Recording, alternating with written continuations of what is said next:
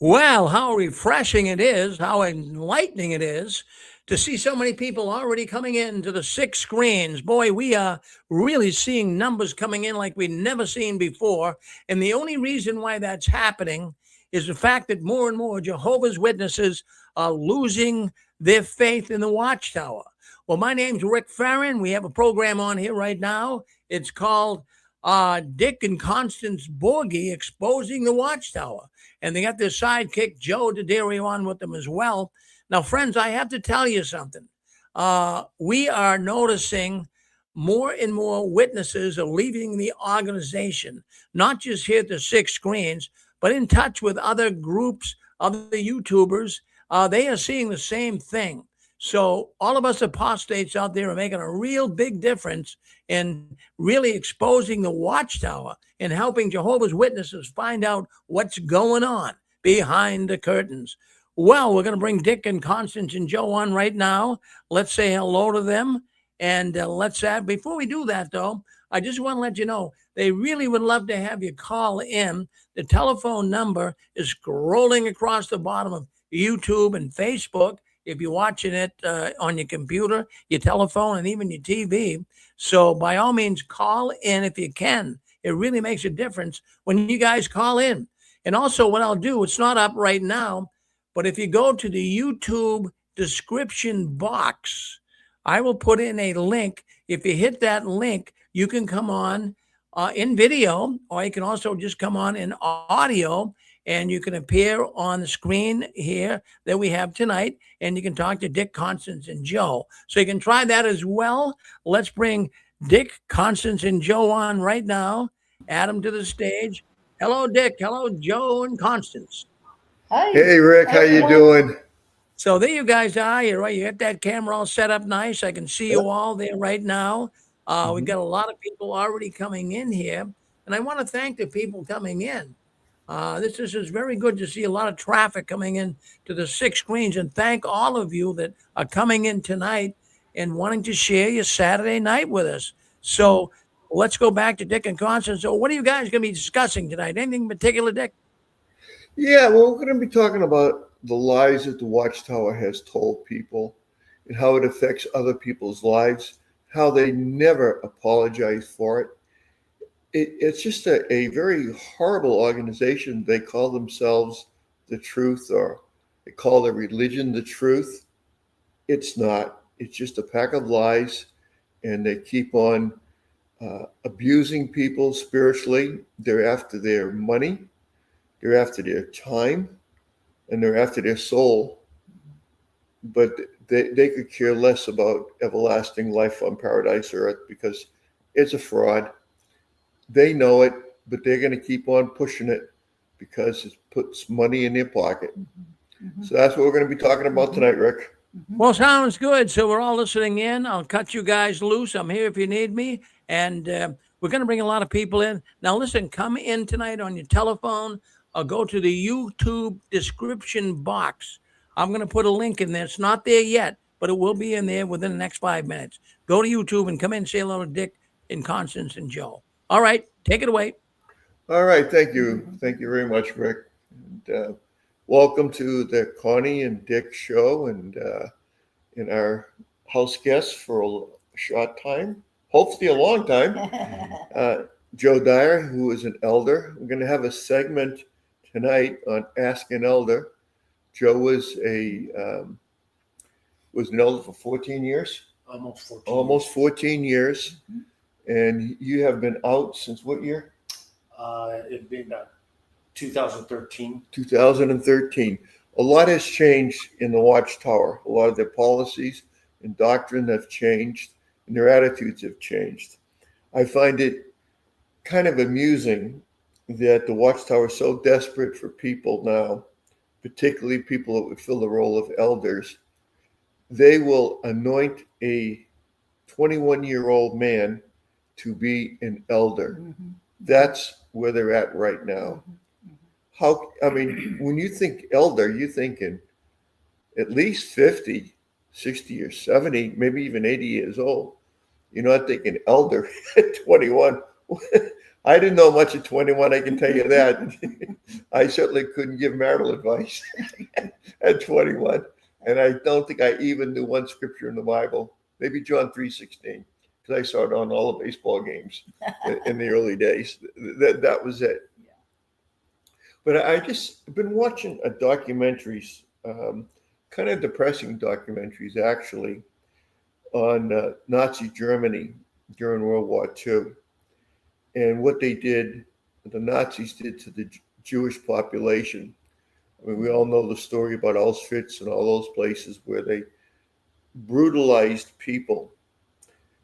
But they got these guards that they just picked them. They were just farmers and factory workers, and they got them to join the SS, and they tortured people. They absolutely did. They starved them, they gassed them, they beat them because somebody, Adolf Hitler, told them that the Jews were bad. They said that the Jews cost Nazi Germany World War One, and that the Nazis that the Jews betrayed the Nazis, the German people, which again wasn't true. Mm-hmm. But the Holocaust, 6 million, and that's a conservative number, Mm-hmm. died horrible, horrible deaths, taken out of their houses and beaten. Mm-hmm. So what does that have to do with Jehovah's Witnesses today? All right. Mm-hmm.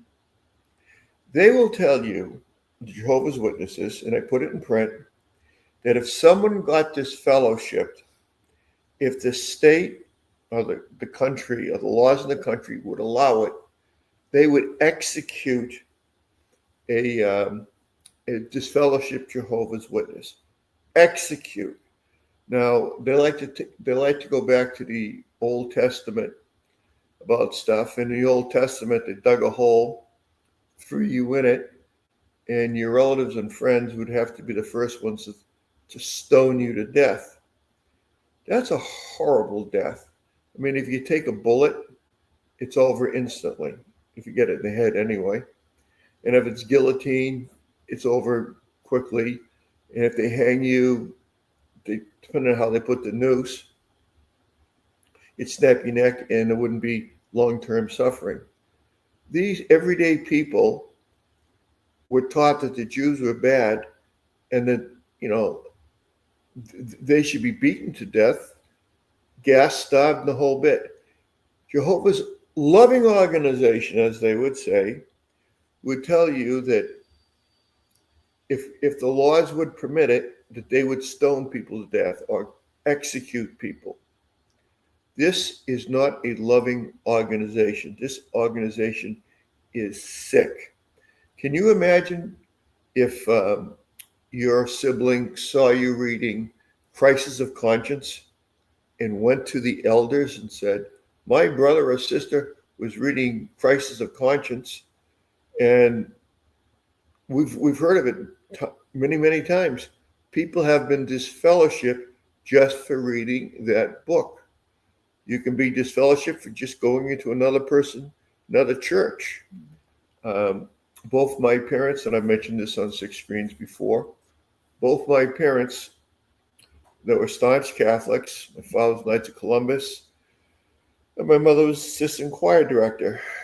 They didn't have funerals at the Catholic Church. They had them in non-denominational chapels because they knew if they had it in the Catholic Church, both me and my sister wouldn't attend their funeral, and it would be looked awful bad for my parents. Mm. What a sick organization. And I just want to say something about my sister while it's fresh in my mind. I just had a dream the other night that I was an elder and that my sister, who in real life, this didn't happen. This is something that I fantasized about. My sister did produce 3 children on the earth, and she was pregnant for the 4th, and she had a problem, with what do you call it? She had a problem with hemorrhaging, Mm. And the doctor said it might be a good idea if you donate a couple of pints of blood just in case that's an issue. And my sister looked at the blood card and said, no, can't do it. Jehovah doesn't want me to do it, so I can't do it. I'd rather die, because if I die, I'll be, in paradise earth with Jesus one day. So in this dream that I had, she hemorrhaged, she died from loss of blood, and I had to go and tell her 3 children that Mommy's not coming home from the hospital. And her husband was my best friend at the time, and and he was really, really pretty angry with me, Because he wasn't And baptized. yeah, he was not a baptized witness. Now, this is a fantasy. It's a dream. This did not happen. It's a dream. Situations like that happen all the time. I've been on 6 screens for over 2 decades, and I've heard these horror stories. Mm. When I first went on 6 screens and I heard these horror stories, oh man, they're exaggerating. I never believed, even though Rick told me, he said, the governing body has a member on the United Nations, or, is a NGO on the United Nations. Mm-hmm. Rick, how can that be? Over 4,000 times they've told Jehovah's Witnesses that it's the harlot, it's the whore, it's Babylon the Great. Anyone that associates it in any way, fashion, will be disfellowshipped and destroyed at Armageddon. Mm-hmm. What do? They join. Mm-hmm. This is an organization that is so full of lies, deception, speaking out of both sides of their mouth. When I was coming in, I got the message in 1970, and I was still in uniform. And my sister convinced me that Armageddon was going to come in 75. So I didn't re-enlist in the Marine Corps in 1970, because I knew that what they taught was that Armageddon was coming, and that if I was in uniform, I would be killed, because that's, I would be killed. That's all there was to it. I couldn't survive Armageddon. So I didn't re-enlist in the Marine Corps, which was my plan. And yet 1975 never came. Mm-hmm. When I was told, it was an absolute definite. They had figured out how many thousands of years mankind had been on the earth. And I don't know how they figured out when Adam and Eve was born, but they figured it out. They figured out Adam and Eve was going to be, mankind existent was on the earth for 6,000 years, and that would culminate in the year 1975. Absolutely positive it was going to happen. It's in the truth book. And now, 75 years later, 50 years later, what are they telling everybody? Might not come in your lifetime, but be happy.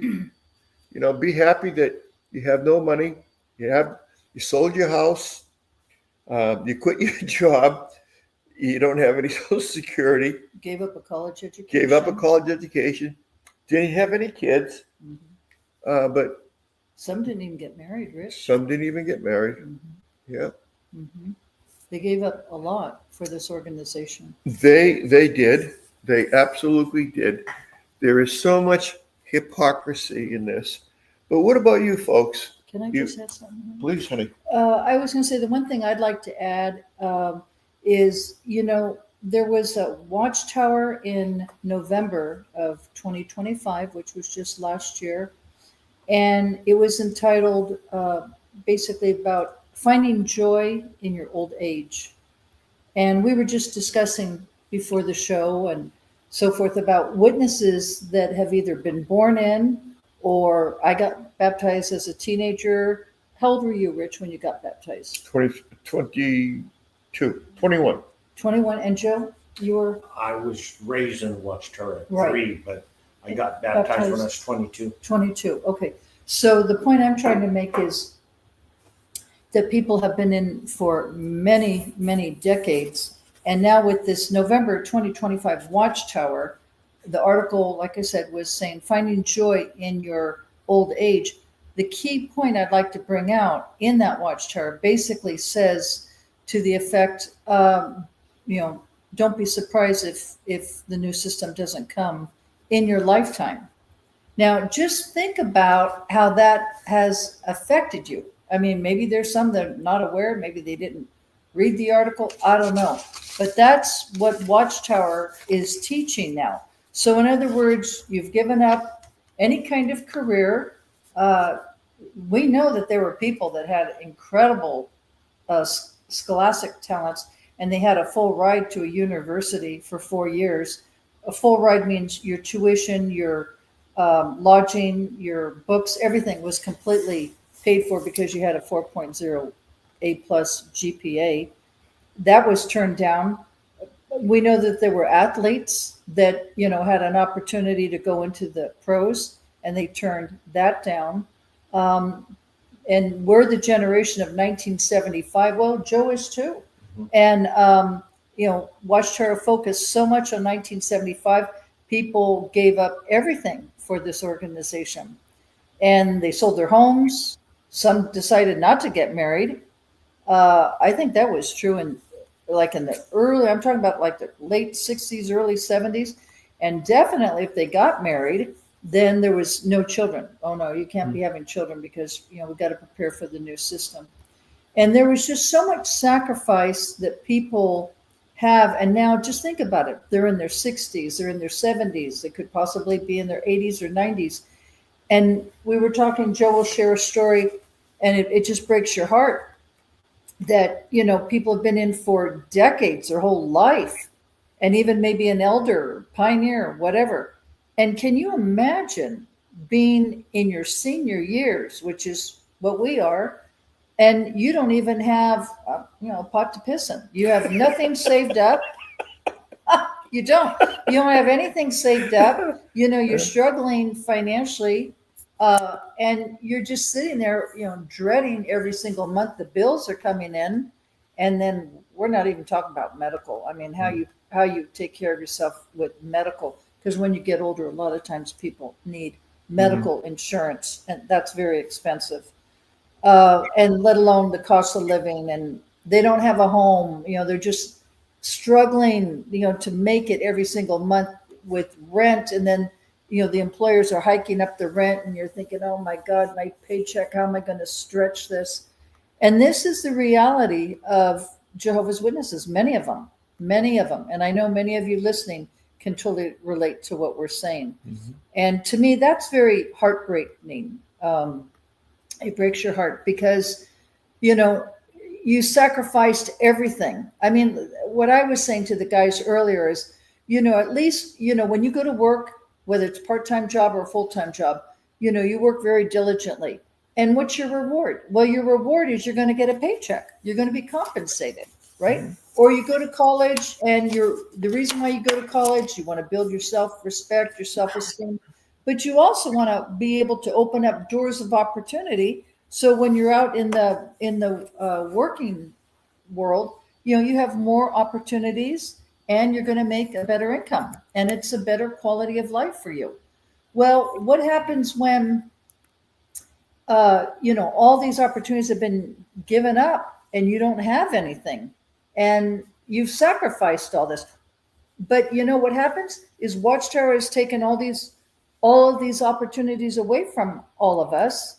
And it's based on when you wake up and you really leave this organization to realize, what? It's nothing more than just a corporation. They use me like a little puppeteer. They're the puppeteer and I'm the puppet. And they make all these changes, and I'm the one that they're laughing all the way to the bank at my expense.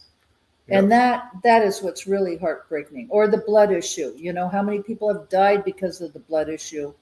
And I guess the other thing I'd like to just say, I know I'm covering a lot of points here, but, there's one thing in life you can never, ever, ever, ever get back, and that is your time. It is so, so precious. And I'm very fastidious about that. I will not waste my time. I mean, even if I'm watching something, there's a commercial, to me, it's that commercial is my waste of time, you know. It just really is, because you can never ever get that time back. And Watchtower has stolen decades of many of us. You know exactly what I'm talking about. I think of one of just many examples. There was a sister. Her mom was a pioneer when they were called Coalport. Yeah. Oh, wow. And she followed in her mom's footsteps.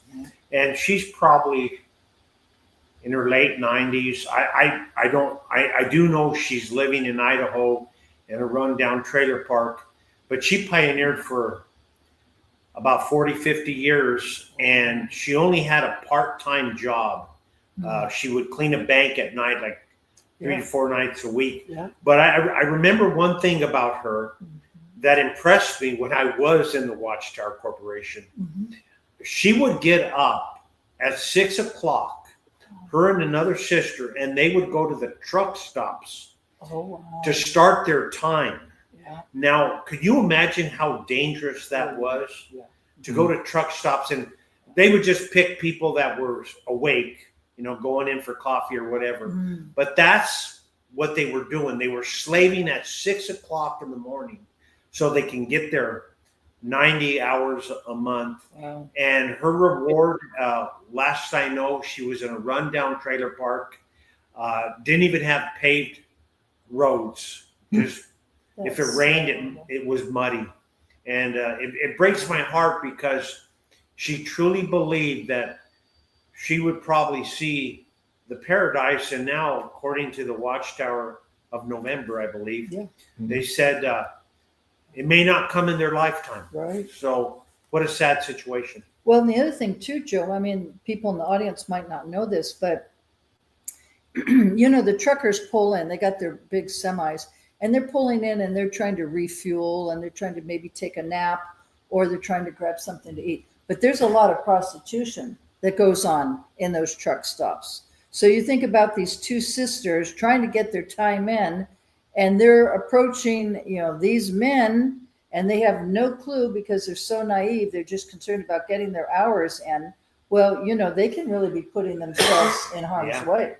Oh yeah, the sisters have gone out, you know, knocking on doors in really bad neighborhoods with one sister or just all by themselves because nobody showed up for field service. They're pioneers trying to get their time in. Trying to get the time in. Yeah. And now, what's the Watchtower saying? We're not accounting time anymore.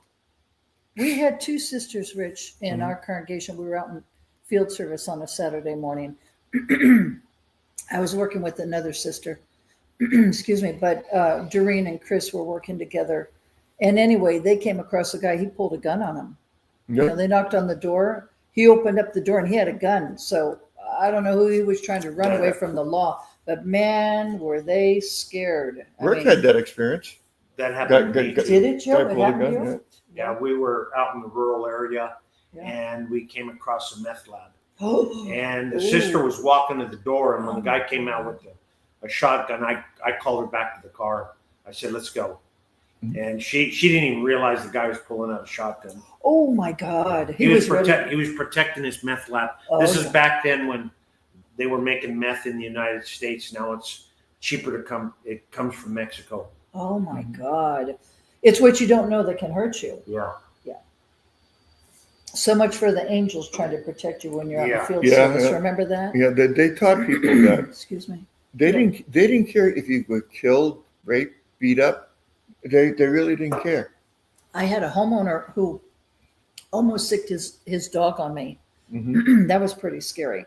The guy, you could tell the man was really evil, and he had the dog. It was really interesting because I approached the door with another sister, and the boys were in the garage, and there was the dog there. And I said, "Honey, could you just hold your dog, you know, while we knock on the door?" He said, "Okay." They were probably like 10. They were cute little boys, you know. So I knocked on the door, and the father came to the door, and the sister was so afraid of the dog, she left. She stayed on the sidewalk, and I'm at the doorstep, and he had the dog right there. And boy, the dog was growling. And I had my book bag right in front of me. And oh, he looked so evil, like, man, I want to take this dog and tear you up. So I remember I was fine. I wasn't mauled. I was mauled later on by 2 pit bulls, but that's a different story. But this sister said, "Oh my God, I can't believe you went to the door." And I said, "Well, I was just trying to preach the good news of the kingdom." Mm-hmm. But anyway, and I remember telling an elder, I called an elder. He said, "Oh, don't do that again if you know that there's a dog there, Yeah, if you would have been bitten, is the elders going to be paying for my medical bills at that time? No. Of course not. I had an experience one time knocking on doors, and I was face to face with a Great Dane, and they're there big was dogs. there was one step. They're like a horse. Yeah, but there was like this one step, Oh, okay. and I just heard this, "Roof, roof," Yeah. and that dog come flying down the corridor. And I mean, I was eye to eye. I'm 6'2". I was eye to eye with that's how big that dog was. Big. That dog hit the plexiglass, Yeah. and they could see it Oh, bowl a boy. bit, Yeah. And I'm lucky that it was only an aluminum door. Yeah. It was lucky that door stayed locked. Right. Well, I got off of that porch fast. Oh, yeah. Yeah. Yeah, for sure. So, and if the dog would have chewed my head off, You're on your own. you're on your own. You're on your own. You're on your own. So it's interesting how you put yourself out there, but then you're really putting yourself in harm's way, and that's not a good thing. They will tell you at conventions that, this one sister went by herself to the store, and there was a guy there that got out of jail for being a rapist, and he had a friend with him, and one of the former convicts said, "Why don't you pull her into the house? We could do her right in the house." So there was 2 men behind her. Well, I mean, supposedly these angels materialize, so they want you all to believe that Jehovah's angels are going to protect you out in field service, and that's another one of their lies. Connie was talking about college. Now that's a matter of conscience. When I was in, boy, I'll tell you what, they gave me a hard time, because Big time. really gave me a hard time. No, Brother Borghi, why are you going to college? Yeah. I said, well, it pays. I'm on the GI Bill, and it'll pay the rent. They don't care about that. No, well, why don't you see, this particular brother had a copper shampooing business, and he worked on non-meeting nights. And I said, well, he approached me. I said, but I was going to make more money on the GI Bill and get an education. I'll have a degree. He said, well, you're going to be sitting with worldly people. And he stormed off like, how dare you? Well, what happens is that for the people who have, an opportunity to go like a full ride or a scholarship, when those opportunities are passed up, that's it. It's like once in a lifetime. You don't get that. That door of opportunity does not open up a second time. You've missed it. And so I wonder how many, JWs are really crying over that one for sure. Or the opportunities they had to, just have a great life, huh, Joe? Have a great career. I mean, I woke up at a great time. Rich woke up at a great time. Joe did too. And we talk a lot about people who are, our age or older, and, they're struggling financially. I mean, they're living in a trailer park. It's a total dump. And, they're on food stamps trying to survive. They're on Medi-Cal to pay for their medical. They have no kids. They have no future. You said, Joe, what was it about that man? He was in his 80s? Yeah, so when I got baptized, I was 22 years of age. And Victor, his name was Victor, him and his wife, she was a full-time pioneer. And they were in their 70s at the time. And now I'm thinking that I'm 65 now. So they're part of that group that never saw the paradise because of all these failed prophecies. So it's really sad. So many people have suffered the consequences because of this ugly and ungodly corporation. But what wasn't he something like 80 years old or something? The story you're going to bring up. What is Oh no, he was in his 70s, 80s. it? Okay, But think about that. That was when I was 23, right, 22, 23. right. So if he was 79, 80, Yeah. he's probably not alive today, and Right. neither is his wife, Right. who was a full-time pioneer. They brought up all their boys. They all went to Bethel, and well, you know about the Bethelites. They all got laid off. Most of them did. And what did he do, Joe, for a living? Oh, he worked at a packing house Mm-hmm. and worked very hard, and he did that in his 70s. And he was working full time? He was working full time at a packing house to provide for his wife, and he had another daughter that was pioneering, and then all of his boys were at Bethel. And he did that so his wife could pioneer. Yeah. But they were struggling financially. Yeah, they were struggling big time. Yeah. There's a lot of JWs. Can you out imagine there. 70 years old No. and you're working at a packing house? No. Meat Yes. packing. So house. you're standing all day, Yeah. and it's freezing in there. Yeah, it's Yeah. not very And you get pleasant. arthritis when you get older. Oh, yeah. So he must have been in a lot of pain with arthritis, and then you're in the cold. Yeah. Wow. That's a miserable life, Yeah. Joe. That's a very miserable life. And that's the thing about it. There's no end to it. It's not like you can say, well, I'll work for a year and then I can look forward to retirement. There is no retirement because you missed the boat a long time ago when you're Yeah. back in your 20s. Mhm. And you're trying to catch up and you can't because you've lost all that time. You've lost all that time. That's what I'm saying. You can't ever get time back. That's it, you know? And you know what that tells me? Yeah. Tell The me. fact that he was working at about maybe 69, 79, 69, 70 years old, Yeah. working at a packing house, Yeah. that tells me he probably had a minimal social security. Yeah. Because if he's still having to work Right. to provide for his pioneer wife and daughter, Right. they weren't making it on social security. And it was one income.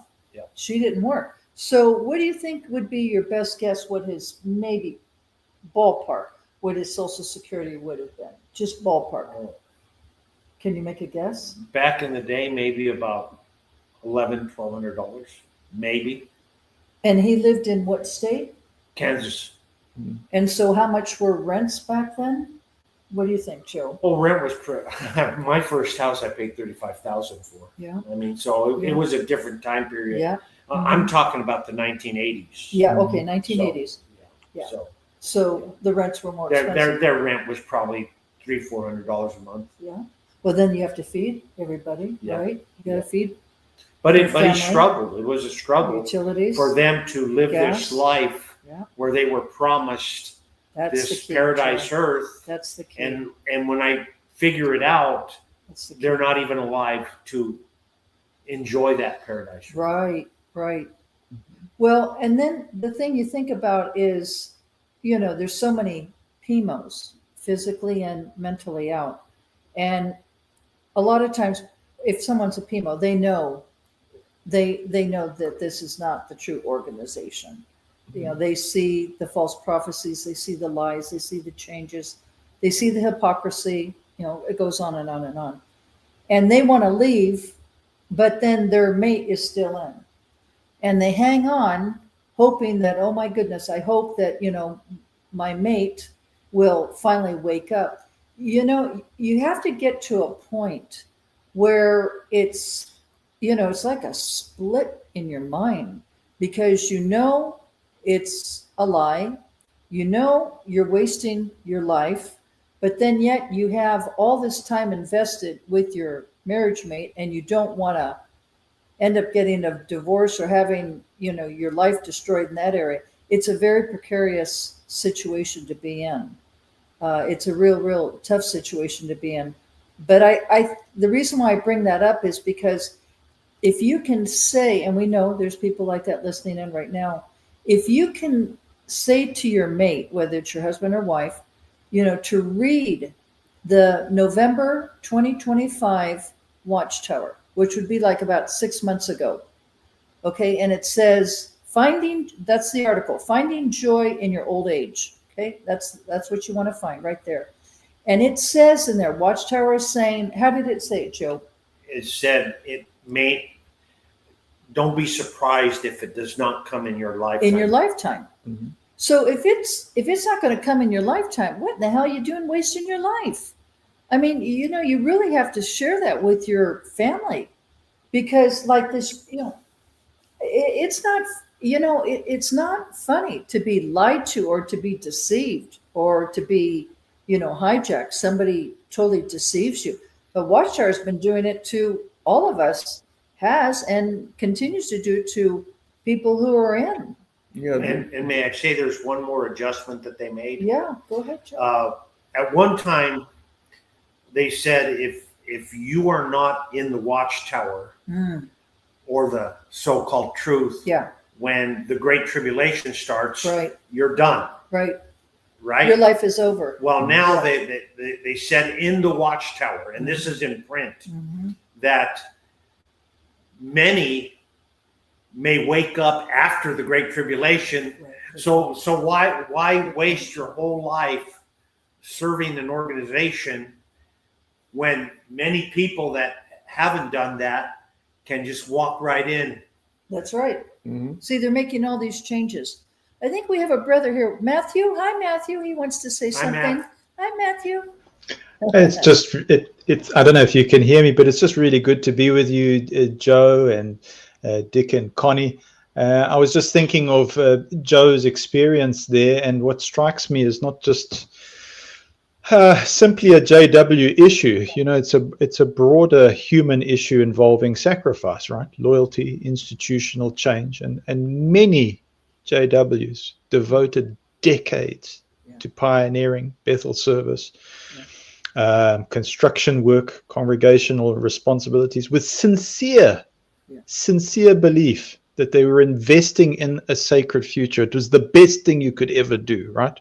Right. And so when you get organizational downsizing or restructuring or some change in circumstances, and it peels back on this, we find ourselves facing retirement with limited savings or limited work experience or diminished social networks outside the organization. Right. And the pain is often not just financial, it's existential. And this story must be told. So I'm hearing Joe, and it's pulling on some major heartstrings, because I go, who am I now? And what was all of the sacrifice for? Mm-hmm. Mm-hmm. Mm-hmm. Yeah. That's a valid question, Matthew. Yep. Matt, That's the heart of it right there, honey. the answer is they put a lot of coppers in the wrong place. These people up in Warwick and Wallkill and so forth, $1 billion complex. It's estimated to be worth over $1 billion, and that's where all your sacrifice went, and you're laughing all the way to the bank. Oh yeah. Yeah, they're saying, what? Look, these suckers, unbelievable. The doctrines that they change, like you change your underwear Mm-hmm. all the time. For an example, Mm-hmm. one thing that we know now since the elders book, Shepherd the Flock, Mm-hmm. has been leaked, and Yeah. we all know what's going on. I think most people know that I was disfellowship for immorality in 1990. Cheated on my wife was the wrong thing to do, but I was weak and did it. No excuses. I own it. But if I was an elder and I walked into an elder body and said, brothers, I cheated on my wife 3 years ago. You know what they would say? Shh, quiet. Who knows about it? And I said, well, nobody, or I told my wife. Well, don't worry. As long as you have the respect for the congregation, we're not even going to delete you. We're certainly not going to put you on public reproof or disfellowship you because you're an elder. But when you're me and you challenge some of the doctrines, like That's disfellowshipping people that are obese or 50 pounds overweight, and you challenge a lot of things, Mm-hmm. now you become a liability. Well, they're threatened by And that. you walk in and you tell the elders, Mm-hmm. I didn't get caught. I didn't know what a disease or anything like that. Mm-hmm. I did it because I thought I was the agate in the congregation, and the Holy Spirit was being taken away from the congregation. because two congregations merged into one. And I thought, guilty conscience, it was me. I'm causing all this. So I told on myself. And you wanted the congregation to have God's Holy Spirit, That's it. right? And you So- felt that you had stopped God's Holy So Spirit. I was a threat. Mhm. Evidently, they thought I was their doctrine. I'm a spiritual threat. Mhm. But I had 5 pedophiles in my congregation, and 6. One of the gentlemen that works for Rick, I did work for Rick. Mhm. He was molested. He would have been the person who molested him would have been number 6 In your congregation. in my congregation. Yeah, that's They would serious. get rid of me. All right, Brother Borghi committed adultery.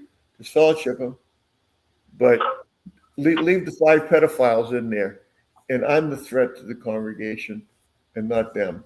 Well, I'd like to just say something is, Rich, you're very transparent as far as committing what you did with your past, but that's Right. not who you are today. No, it's not. Okay, that's number one. Number two, we know there's a lot of JWs who live a double life. They just never got caught. They were doing the same thing, whether they were sleeping around before they got married or committing adultery after. We've been around long enough to realize, and I've heard stories, they just never got caught. So I'm not saying it's right. I'm just saying that the rules are so tight that a lot of times people can't live up to that for whatever reason.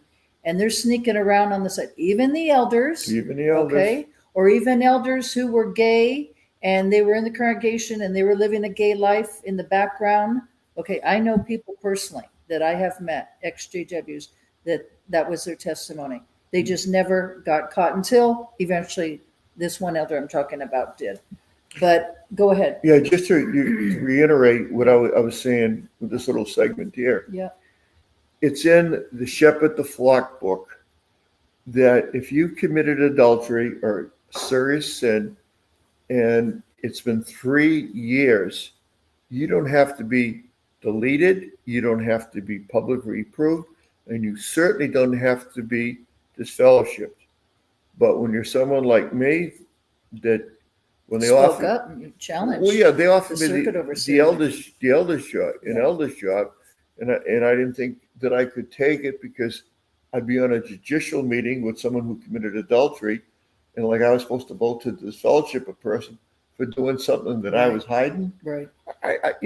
Well, And it's very political too. We've Oh, learned yeah. that from Joe. yeah, When the elders are together, Joe, you might want to speak up. When they have their judicial committee meetings, it's political. Okay. Oh, we don't supposed to be any part of the world. We don't supposed to vote. We don't supposed to be political. They are, Joe, huh? Yeah, very Joe has political. taught us that. I think Matthew wants to say something. go ahead, Matt. Go ahead, honey. No, I'm enjoying listening to you and whoever's piping up there. I was on judicials for a couple of decades. We do have a caller wanting to come in, 575 on the phone line. Go ahead, 575. You're clear. Come in.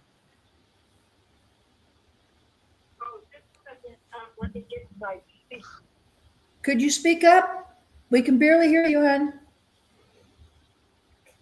Go ahead, please. Hello? Yes, can you come closer Hello? to the microphone or to your phone? Go ahead, please. We're I'm listening. at the phone. Are you talking to me? Yeah, now we can hear you. Very good. Thank you. Go ahead, please. Okay. I had to turn the speaker off. Sometimes it messes things up. Yeah, so I've been listening to your discussion, enjoying it. Well, reliving tears. Yeah, I am convinced this organization is satanic. They don't just hurt people, they rob them to their very core Yeah. of anything that's human. Yeah. And I myself, well, I relate with a lot of the things you were talking about. I was baptized when I was 18 in 1974, and I pioneered a total of about 10 years. I wrecked my health. I believed everything they said, all their lies. Yeah. I wrecked my health because I was working and pioneering in the beginning. It was 100 hours a month, no vacation time. I didn't get married because I believed Mhm. the lies about Armageddon right around the corner. Yeah. I didn't have children. I thought, well, I'll do that in the new system. Yeah. So now I just woke up 2.5 years ago, and I mean, what a shock. What a shock, because I truly believed, Yeah. believed their lies, that this was the only true religion. Yeah. I really did. I thought, and it was it's crazy because at some level, I believe in your subconscious, you realize at some level, this is nuts. Mm. It's like you're living a nightmare because you have nowhere to go, because in order to stay tight with God, you have to stay with this only true religion. Mm. So I will say that I believe the most sincere people, well, everyone gets hurt, but I believe the more sincere people are and the more they really buy into all this nonsense, the more you're open to get hurt. Right. Very you do, true. Like Very I true. am, True. so I'm 70. I don't have any money. I mean, I live in an RV. I really do have to say that I believe Yahweh is still providing for me, and I believe that He got me out of that. I believe He woke me up. I believe He figuratively hit me upside the head with a cement block. Oh. I woke up. I'm so happy to be out. I do still believe that He is taking care of me. And as far as being happy, Mm. happiness it's a frame of mind. Yes. Yes, it is frustrating when you see this satanic organization has robbed you of your life and has robbed you of anything resembling normalcy. Right. And now it's too late. You're old, but I feel this way. I feel that, and I know it's not for everyone, and I understand some people are so hurt. They don't know which end is up, and Right. some people don't want anything to do with God. And I give them that. Like, hopefully one day they're going to feel differently, but they have a right to their feelings right now. Mhm. But Mhm. for myself, I would hate to think if I didn't love God right now Mhm. and Jesus, Mhm. I would hate to think what I would be doing with my mind. Like, where would I land? Like, Mhm. right now, I have made a deep study, and I am a Christian. Actually, just recently found a church that I plan to join. Had to look, but to me, the only way through this mess is holding God's hand and following Jesus. And I appreciate not everybody chooses that. Mhm. But I hate to think of not doing that. I don't know. I don't know what I would do. I mean, how do you put all this mess together if you remove God? And as it is right now, yeah, they got about 70 years old, and I came in, started studying when I was about 14 or 15. So they got like 55 years. It's a lot right now, today. But I do believe that Jesus is coming, and I believe He's coming soon. I do believe that events will be unfolding. I even though it's weird, like the Watchtower, all they do is talk about Armageddon, but I really do believe we're close to the end. I mean, the world is crazy. But even if not, I do believe in the 1,000-year reign of Christ. I do believe in the resurrection. And by the end of 1,000 years, 55 years out of 1,000 and say 70 That's a whole less percentage. Like right now, I don't know the percentage, but I'm at, most of my life has been stolen. But by the end of the 1,000 years, and then on into eternity, this will be a blip on the radar. Even though right now it's crazy. Yeah. I do believe that Yahweh takes care of us. I do believe that, how he could be so happy. Like, if we find out we were robbed and then we don't turn against him, that will bring his heart joy, because he never did anything wrong. Jesus never did anything wrong. But if we turn on him, although we can appreciate people's deep hurt, it's still sad, because Yahweh and Yehoshua, or Jesus, whatever you call him, they're the only good things that have been constant. So anyway, that's my thoughts.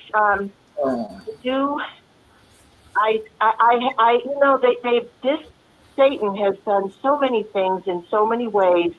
I can't help but think about the friends, like the friends that lived in those concentration camps. I knew a sister from Poland when I first came into that organization, that she was in the concentration camp. At the time I knew her, she was like 75, 80. But her little 6-year-old child died beside her on the bunk in that concentration camp.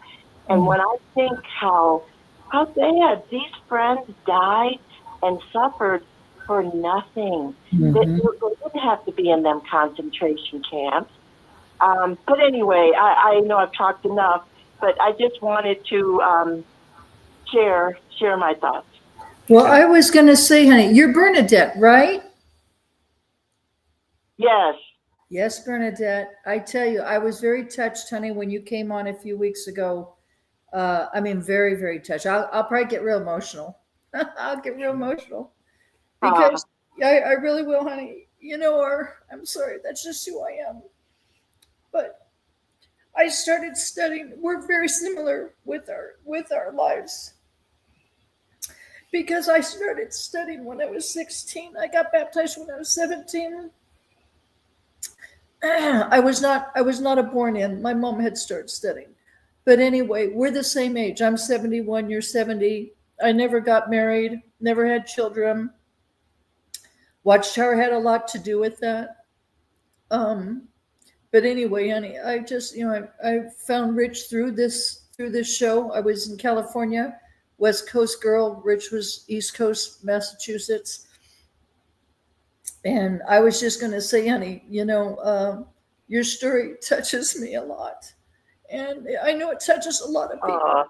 And I'm just really grateful that you woke up. And I'm grateful, honey, that I know how painful that was for you.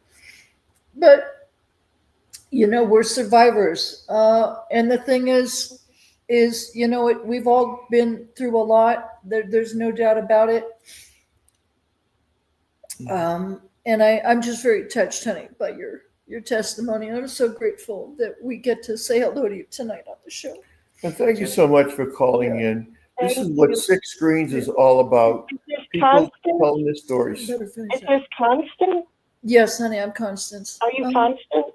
Yes, I am. Oh, okay. Well, I appreciate you saying that, Constance. That's very, very kind. And maybe we'll talk sometime again. I'd love it, honey. I'd love it. Thank you so much, Bernadette. Oh, Joe wants to say something, honey. Please, Bernadette, hold on. I really appreciate your positivity, because it's easy to become a victim. Right, Joe. But it seems that with your commenting, you're not a victim. You're continuing to move forward. Right. And I really appreciate that. And along with that, I wanted to touch on something that Matt as well said. He had been on a couple judicial committees. And it's not just that the Watchtower robbed us, but for some people, they made us do things that normal people shouldn't be doing. And I'll just give you an example: judicial committees. I was an elder for almost 14 years. I was not a marriage counselor. I was not a psychologist. I was certainly not a judge, A lawyer? a lawyer, any of those qualifications. All I was a man that was made of clay. And I was used to do bad things for the Watchtower. And if Matthew's still on, I'd like to ask him, it's not just that they stole so much of our life, but internally, how did you feel about some of the things they made us do? Oh, as an elder, huh? As an elder, yeah. And if you're not on, Matt, that's okay. He'll come back on. We can hear you, Matt. Mm-hmm. I'm here, but I'm not sure where I am. There you are. There you are. Well, thanks for that question, Joe. I was just thinking, the deepest injury is often not the loss of beliefs, but the loss of years. I mean, you were said, was that 14 years or 15 years as an elder? Yeah. So 14 years. So yeah. So look, people discover that meaning survives even when certainty doesn't. So the institution may fail, and I mean it's unraveling. So the doctrine may fail, the predictions may fail, but the individual's direct experience, what you're doing right now, that's the sacred thing that can remain. And I was listening to Bernadette there. That appears to be what she's describing, because what was striking me there was the same thing that was drawing her in, or that may have drawn you in, is actually the thing that separated us now. And I heard Connie making a personal expression to Dick. Dick, that's what happened in the past. That's not what you are now. Oh, right. You're not that now. That's right. We've moved on. And in fact, in a way, and you can correct me, I feel that this is our spiritual work now, what we're doing right now. Yeah. Right. It is our spiritual work now. Yep. Yeah, absolutely. It is. And it gives us a lot of joy. I look forward to coming on Six Screens. And I can tell the audience that when Rick found me about 22 years ago, I think, I was in a bad way, and he steered me correctly. I got to connect all the dots. He threw a lifeline out to you. Yeah, he did, and That's what he did. It's right. It was a lifeline, Mm-hmm. and I've benefited from that tremendously. So it gives me great joy to be on Six Screens. And I would say to anyone, when you start firing back at the Watchtower, your PTSD is going to diminish very, very quickly. Because every Jehovah's Witness that believes that Armageddon is coming is going to be so bad that no flesh would survive if the days weren't cut short. When you have that belief embedded in your brain, in your heart, and your soul, it's tough. It's really tough to believe that. And you do have PTSD, although you don't realize you have it. PTSD is very insidious that way. If you don't have joy in your life, you really have to ask why. Did he ask you a question, Joe? Yeah. Yeah, okay. Mm-hmm. Star 6, if anyone else wants to comment. Well, I just wanted to make a comment. Matthew, yeah, sure. Matthew, did you get to finish, honey, what you wanted to say? Yes, I must admit I'm not too used to your particular show, but I'm just enjoying the company and enjoying just the authenticity of what's being discussed here. So I've been tuning into Joe's experience and you, Connie, and also the comfort that you bring to Dick. And Dick, just your candidness in what you are talking about, I actually believe it's helping a lot of people. There's so many comments that are coming in. There are even persons, even within JW, I dare say, I do know it, that are likely tuning in from the top of Africa down to the bottom of Africa, because I get little calls, I get little messages from persons that are listening to this, and they're going, yes, that's how I feel, yes. So they might not necessarily come out for obvious reasons. There's security, there's all kinds of complexity that's involved. But because humans have the ability to tune into the sincerity, I believe that that's the strength that's coming through in discussions like this. Yeah, definitely. Well, thank you, Thank you, Matthew. sweetheart. I think, I'm no theologian or legal or anything like that, psychiatrist, psychologist. What I give to the Watchtower, but what I give to 6 screens that the Watchtower hasn't taken away from me is this. I covered up adulteries and I was appointed a ministerial servant. Okay. So the belief that most Jehovah's Witnesses have is that these elders, ministerial servants, circuit overseers are appointed by Holy Spirit. Well, it's crazy, because even though I was covering up adultery, they were going to appoint me an elder. I couldn't take the job, didn't want the job, couldn't take it, because I knew I'd be a super hypocrite to disfellowship somebody for adultery when I had a string of them in my background. So what I want people to know is, to the primos out there, there are many Jehovah's Witness elders that should not have that position and are not qualified. Actually, very few are qualified to give any advice to anybody. Oh, yeah. Richard, it reminds me of a friend that I worked with at the city and county of San Francisco. She put her husband through law school, and her husband happened to be Irish. We're both Irish. Anyway, and there's a lot of alcoholism in Irish families. Not all, but many for sure. And anyway, her husband was Irish, and his father, his name was Bill, and his father was Bill Sr. And he was an attorney. And my friend's husband, Bill Jr., became an attorney. She put him through law school. Anyway, the point I'm trying to make is alcoholism ran through that lineage from the father down to the son.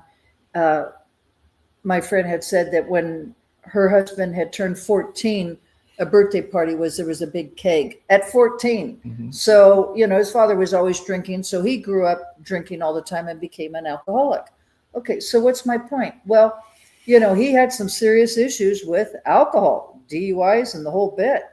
And he's in law school, and he almost was kicked out because of being an alcoholic. And the administration said, hey, you better clean up your act or we're kicking you out of law school. Anyway, he started going to AA. He was never a JW, but he started going to AA, and it really, really helped him. And anyway, he said to his wife, and his wife had told me, that he knew he had to clean up his act with alcohol because he was going to be a prosecutor for clients who had DUIs and had issues with alcoholism, and he couldn't be the hypocrite. And I said, yeah, you got that right. You'll be disbarred. That's for darn sure. So that was when you said that, Rich, it made me think of that, for sure. But I wanted to go back, if I could, back to Bernadette. Now I've composed myself and I can think a little clearer.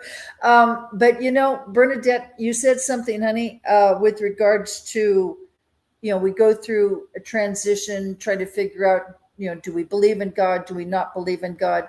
And it's a whole process because of what this organization has done to each and every one of us.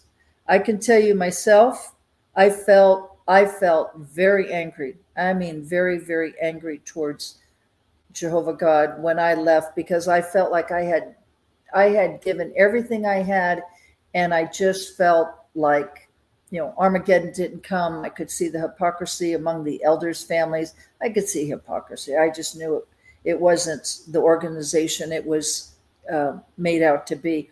And when I left at 28. I was very angry. I did not want anything to do with God. I did not want anything to do with religion.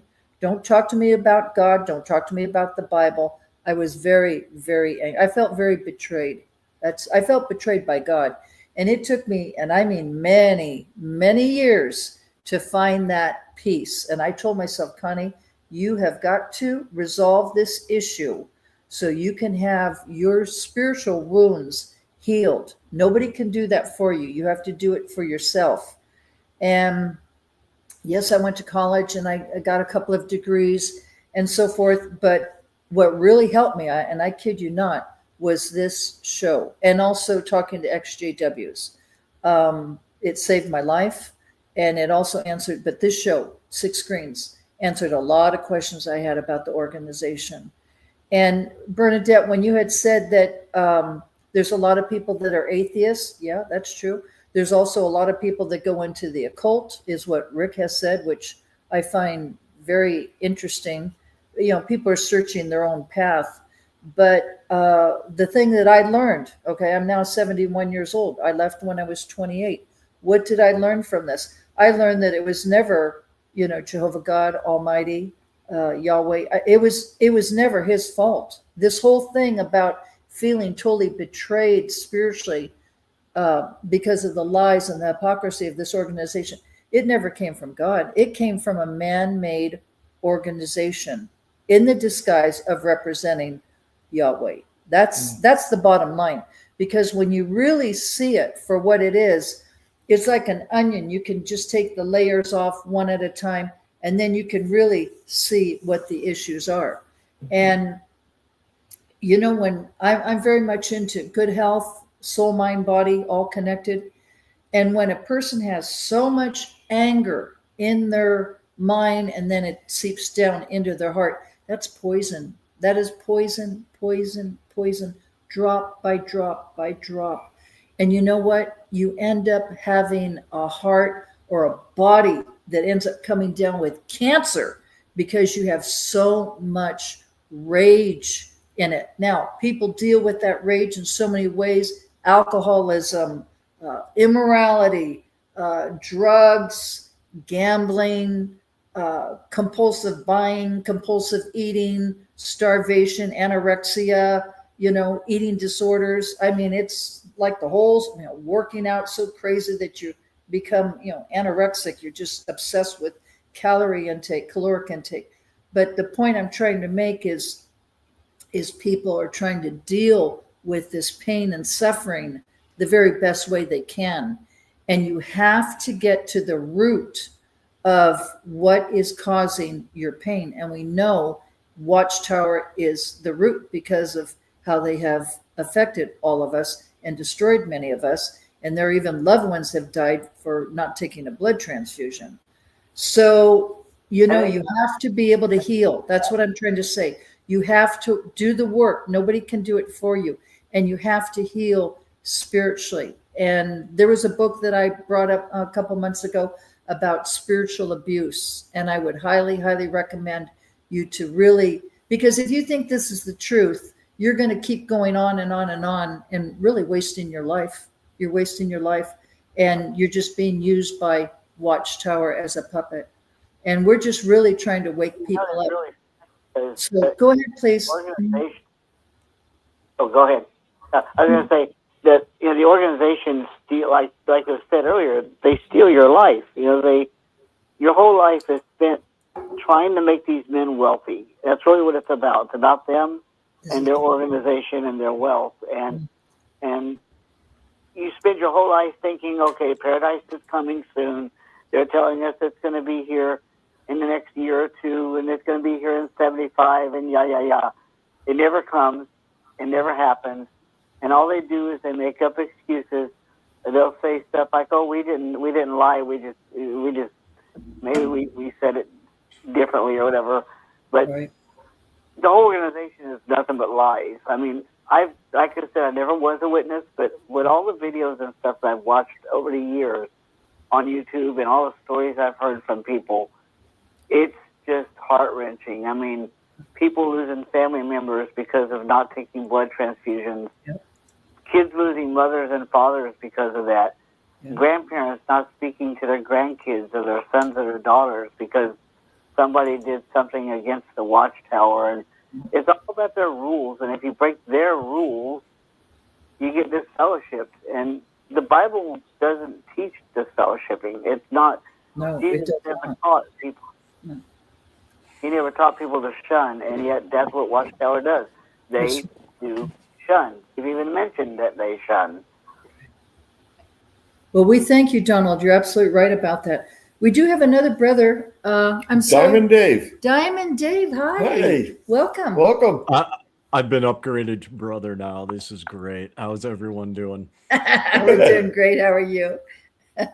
Doing pretty good. Good. Yeah, I figured I'd call in and hang out with you guys because I'm not ex-JW, but I am ex-Mormon. And I've been on shows with Matthew quite a bit. We've talked about it.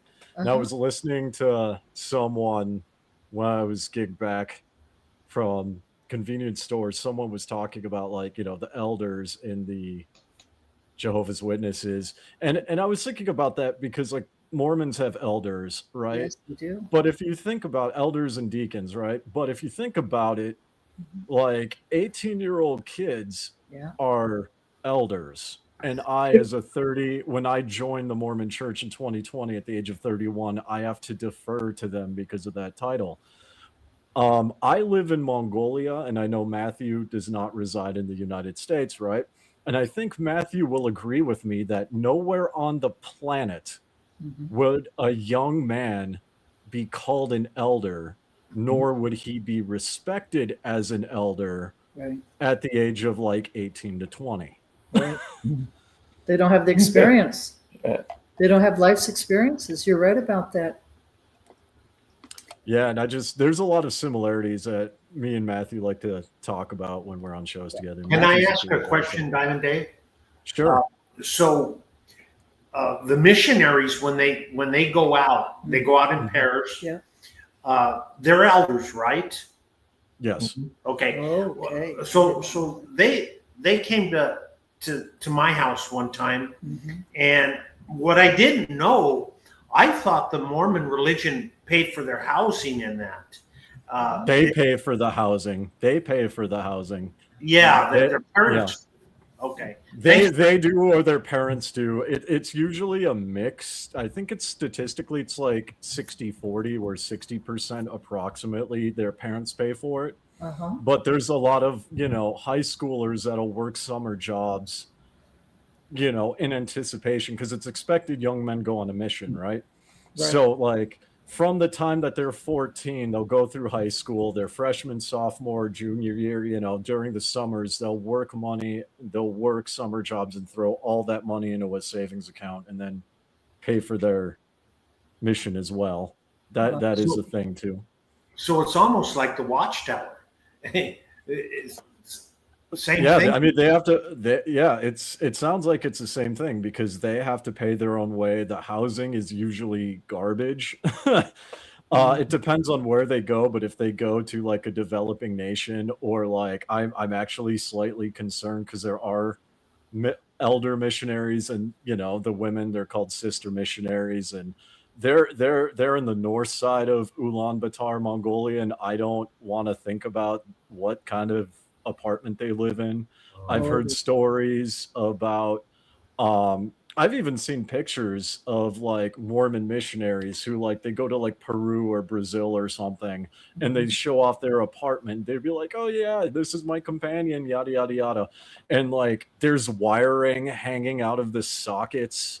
And like like you look at it and an average person can look at this and be like, if you turn that oven on, there could be an explosion. Right. And I'm just looking at that. I'm like, wow. The church is a $300 billion organization and you can't bother to pay for like a decent studio apartment. Wow. So that's amazing. I was going to say, I have a second cousin. He and his wife are really, really involved in the Latter-day Saints. Very, very much so. And they were in Colorado and they've just moved to Idaho. But oh yeah, they're in a cult too as well, you know, like the JWs.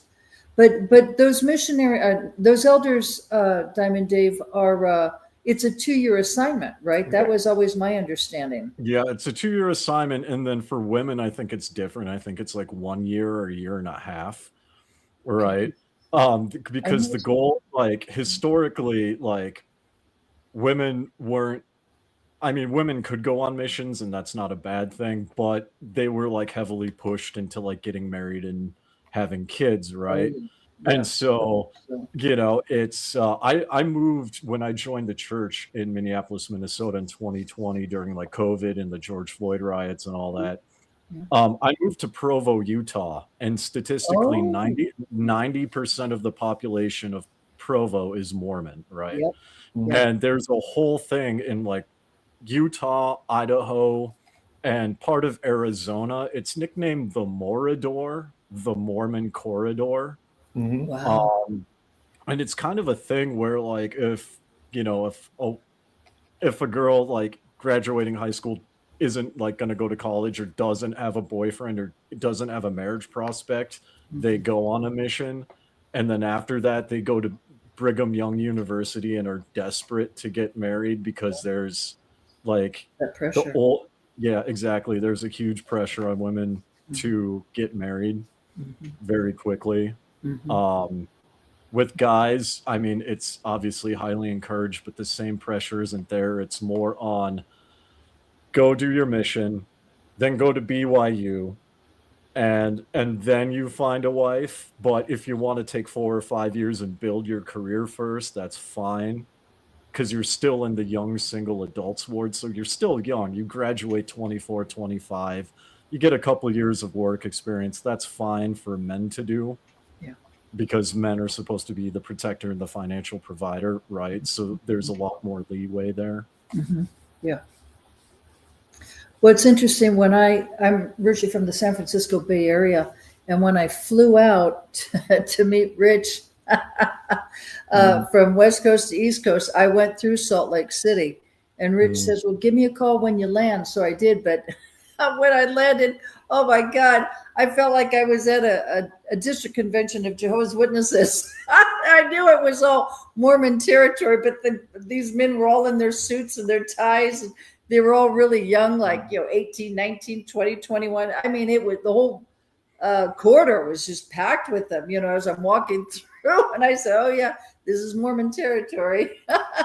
I met one on a bike, on an English racing bike that he had, and almost ran me over. And we talked a little while. And I look at his badge or his nameplate. It's just Elder Jones or Elder Smith or something like that. Wow. And I'm looking at this guy. He's gonna. I asked him, "Do you shave yet?" He's no. Oh. he's got an elder's badge on. And I was like, oh my. Yeah. I asked him, talked to him about the subscriptions and stuff. Yeah. He had no idea what I was talking about. Yeah.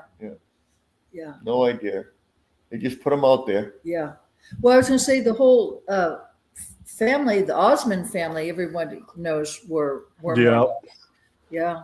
Yep. Lindsay Sterling was Mormon. David Archuleta. Well, Lindsay Sterling still is a Mormon, to the best of my knowledge. She's a very famous YouTuber that does a violin, and she does crazy dance moves while playing the violin. David Archuleta left the Mormon church. There's a lot of influencers and stuff that are Mormon. Yeah. There was something that just popped up on my feed about Marie Osmond, that she had been sexually abused when she was younger. And that does not surprise me. Yeah. And I thought, it's just like the JWs and a lot of other organizations, I know she did have a son that committed suicide, which I thought was very, very sad. Marie Osmond. Yeah, it was very sad. I did pick up on one thing. Yeah. The difference between the Watchtower, well, they've changed their stance, but you said that after they do their missionary tour, they can go to college. Yeah. So that's one thing that at least, I know it's a cult, but at least they let people grow scholastically so they could do something better with their lives. And they allow them to be in the military too, right? Yeah. Oh, there are a ton of Mormons in the military. I know a few that are Mormon. that are like, they have their own podcast now, but they are U.S. Marines. That's and I think that has to do, and this is one of the differences, because when it comes to like Mormon history, there is a lot of military action. You have the Mountain Meadows Massacre ordered by Brigham Young. You have the Mormon Battalion, which is an actual military battalion of all Mormons. Oh, wow. And if you look at Joseph Smith, Brigham Young, there was a lot of violence by the Mormons in not a legitimate army, but like when the Mormons made the Utah state, they had their own like militias, and even to this day in Utah there are Mormon militias. So because it's such a core part of its heritage from its founding, because I mean, Joseph Smith and Brigham Young, they had bodyguards that were trained in firearms, right? They had military backgrounds. I don't know about how the Jehovah's Witnesses was founded, but I know with Mormonism, like the use of weaponry, some degree of combat, military training, like that's people in the military, that's been there since day one. Interesting. Well, my second cousin, he was in the Army for 20 years and had retired. So very interesting. And now he's into top security for, cyber stuff. I mean, he's financially doing very well. He's making like $250,000 and he's a Mormon, doing very well. Yeah. Yeah. They do allow education and military. Yeah.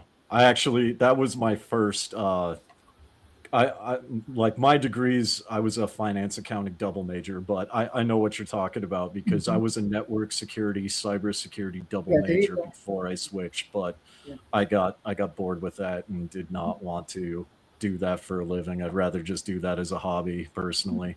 Yeah, yeah. Hey, I just want to mention this is Rick at the Six Screens. We had a woman on, Penny. If you want to come back on screen.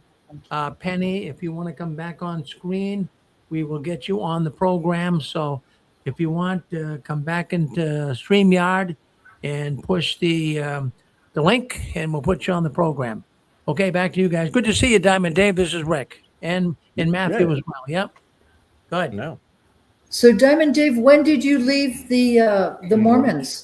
I left in 2024-ish, late 2023, early 2024, which is kind of on par because statistically converts who join, there's the church actually showed these statistics, which is pretty damning, but about 75% of converts drop off within the first 3 years. Oh, interesting. So, yeah. And I mean, for me, it was a little bit different because being a convert, I wasn't born in or raised in. I was never even Christian from the get-go. I joined because I'm Hindu and I come from, like, my father's British Indian, right? So my mother was Christian and I have a passing familiarity with Christianity. But on the surface level, if you compare Mormonism to Hinduism, there's a lot of similarities. Right. So that, when I was investigating, that brought my attention. Also, because I was working as Wells Fargo. At the time, I was aware that Mormons have a lot of business connections. Right. Yes, and so, on a spiritual level and on a practical way of life level, it seemed like a reasonable avenue to go down. And as I'm investigating, I get baptized super quickly because I'm able to, compare and contrast the lessons that they're teaching me with the Bhagavad Gita, the Puranas, the Kama Sutra, and so on, right? The sacred scriptures of Hinduism, I can draw parallels to. And what ended up happening was because I was driving out to Utah and I wanted, I took a promotion in Salt Lake City because I wanted to live in Provo because I was going to join the church, right? Yep. It was the bishop or the stake president of the Lake Nokomis ward area. They paid my way out there 100%. So I drove out and they paid for a one-night stay, Kearney, Nebraska, like a halfway point. They paid for a 5-night stay at a hotel near Salt Lake City Airport. And then the same guy also paid first month's rent and last month's rent at an apartment because he knew the guy personally, right? And so it was kind of like a reinforcement of what I just said, right? Like, you Mhm. know, oh, I'm doing what God wants me to do, and I'm getting all these monetary and physical blessings for doing so, Mhm. right? And there's a business connection where it's like, oh yeah, Mormons know everybody, which Mhm. isn't necessarily wrong, you know. So it's like, all right, let's explore it and let's dive into it. Mhm. So that's how I joined, and I ended up leaving to keep it brief. Um, I got a patriarchal blessing, which conflicted with my values. I had spiritual experiences that led me to commit, or led me to believe I was committing spiritual treason, both against my family as well against my bloodline. And so not just like my immediate family, but like my heritage, my lineage. Mhm. And then I just stopped going at that point. Mhm. Mhm. Interesting. I've worked for several companies. I've worked 50 years full time, but there was a company in San Bruno. It was a management consulting firm, and they also had another office down in Cupertino, which is Silicon Valley. It was called Zenger Miller, and they were run by Mormons. And so I'm not sure if you're familiar with them, but I'm sure they were very, very well connected. There were Oh, several I Mormons. haven't heard of them personally, but I mean, I can contact people that Mhm. probably know who they are. Mhm. That's because like Mormons, like if you're born in the Mormon church, you're related to like all Mormon Americans just because of polygamy and all the bloodlines, right? Yeah, right. So, and I think part of it too is, and this could be a similarity with Jehovah's Witnesses. I'll let you guys address that, but it Mhm. seems to me like Mormons and JWs are similar because it's such a tight knit community, Right. right? True. Someone leaves the church, everyone hears about it, right? Someone joins the church, everyone hears about Right. it. Someone gets married or has a baby, everyone hears about it. You Right. meet people, you travel, you look for people of your same faith. You know what I Mhm. mean, right? Mhm. So it's such a tight knit community that, Mhm. I mean, you're either related to everyone or it's kind of like the 7 degrees of separation, Mm. except it's more like two or three. Right. Right. The It's one that thing tight knit. the one thing I really admire and respect about the Latter Day Saints or the Mormons is if you ever want to find out anything about your genealogy, oh my gosh, they have everybody's records back in what, Hmm. Salt Lake City, yeah, and it's Yeah. amazing. Hmm. I Yeah. don't know Other how real that's possible, but they do. Well, it's part of genealogy, and it's part of like the Mormon quote unquote doctrine, because they believe that everyone comes from one of the 12 tribes of Judah. And Okay. so in order to, Hmm. like, which 12 tribes of like Judah or Israelites, whatever it is, right? Hmm. Uh, they do their genealogy so that they know Yeah. where their heritage, and Yeah. that's pretty common globally, but they're in America, they definitely excel at that compared to other Christian Yeah. denominations. So- and you don't have to be a Mormon to be able to inquire about your family genealogy either. So that's interesting. Oh yeah, and it's a way for them to make money too, because I mean people paid a lot of money, and then they sold, what was it? It was like 23andMe or something like that. Like what they're 23andMe. Mhm. yeah, whatever they owned, they recently sold to Wow. another company. So they made money from a bunch of people pouring it in, and then they made money the other way by selling off the company. And so they own 23andMe, is I what you're think it's saying? 23andMe, or is like Ancestry.com. Okay. Hmm. One of Hmm. it was like one of the major sites that people Yeah. use globally that Yeah. was They sold both. off. I can't remember which Yeah. one They it is. both. Hmm.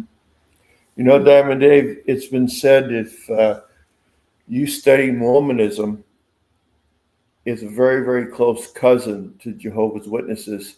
And Jehovah's Witnesses, their business plan parallels very, very closely to the Mormons. Hmm. Well, it's a high controlled group, very authoritarian. Mhm. The book on crisis of conscience, which was written by Ray France, who had been a governing body member. What's interesting about that is when you read the book, there's people's comments at the very end and so forth. Their thoughts on the book, and there were Mormons that had even commented on that book and said, "Boy, Jehovah's Witnesses are so much like we Mormons. So it's, Yeah. mhm. I would be interested if Rick or any of you guys were to reach out to like John DeLynn and like compare notes, because John DeLynn, like I'm on one of, I know, I shouldn't say I know him personally, but I've talked with him personally. I'm involved with his communities, and I'm on other ex-Mormon podcasts of people who like work with him and Open Stories Foundation. Mhm. Right. It would be interesting to see you guys compare notes, because he actually started his YouTube channel in 2005, Okay. talking about the Mormon Church and just issues that he saw, and tried initially at the time he wanted to like preserve people's faith, and then it evolved into what it is today, where people just share their stories. And for those of you who don't know, the guy I'm mentioning, John DeLynn, like he's been in the news all over the place because he is the one that the church is actively suing right now. The church is actively suing him. Yes. How do you For spell his last name? I'm sorry, honey. How do you spell his last name? Dehlin. Dehlin. Dylan. Okay. And Yeah, why are they John, suing him? alleged copyright infringement, as well as intentionally misleading people, right? Mm. So like intentionally misleading people to believe that he is an active, faithful member of the church that speaks on behalf of the church. Mm-hmm. Interesting. Okay. Which I don't think they have a case there. There's lawyers who have commented on that basically what the church has to prove, and they don't see how they can do that. Also too, like they went into mediation, and like he changed the color of his logo and everything, and then the church changed the color of their logo to match his. So now the Mormon church is like the bright orange, which is really bizarre to me, but John DeLynn did that a couple months before they did. So, So can I ask one quick question? Are Yeah, they go. are they treating him as an apostate? Yes, Yeah, that's what it Oh. sounds like. yes. Yeah.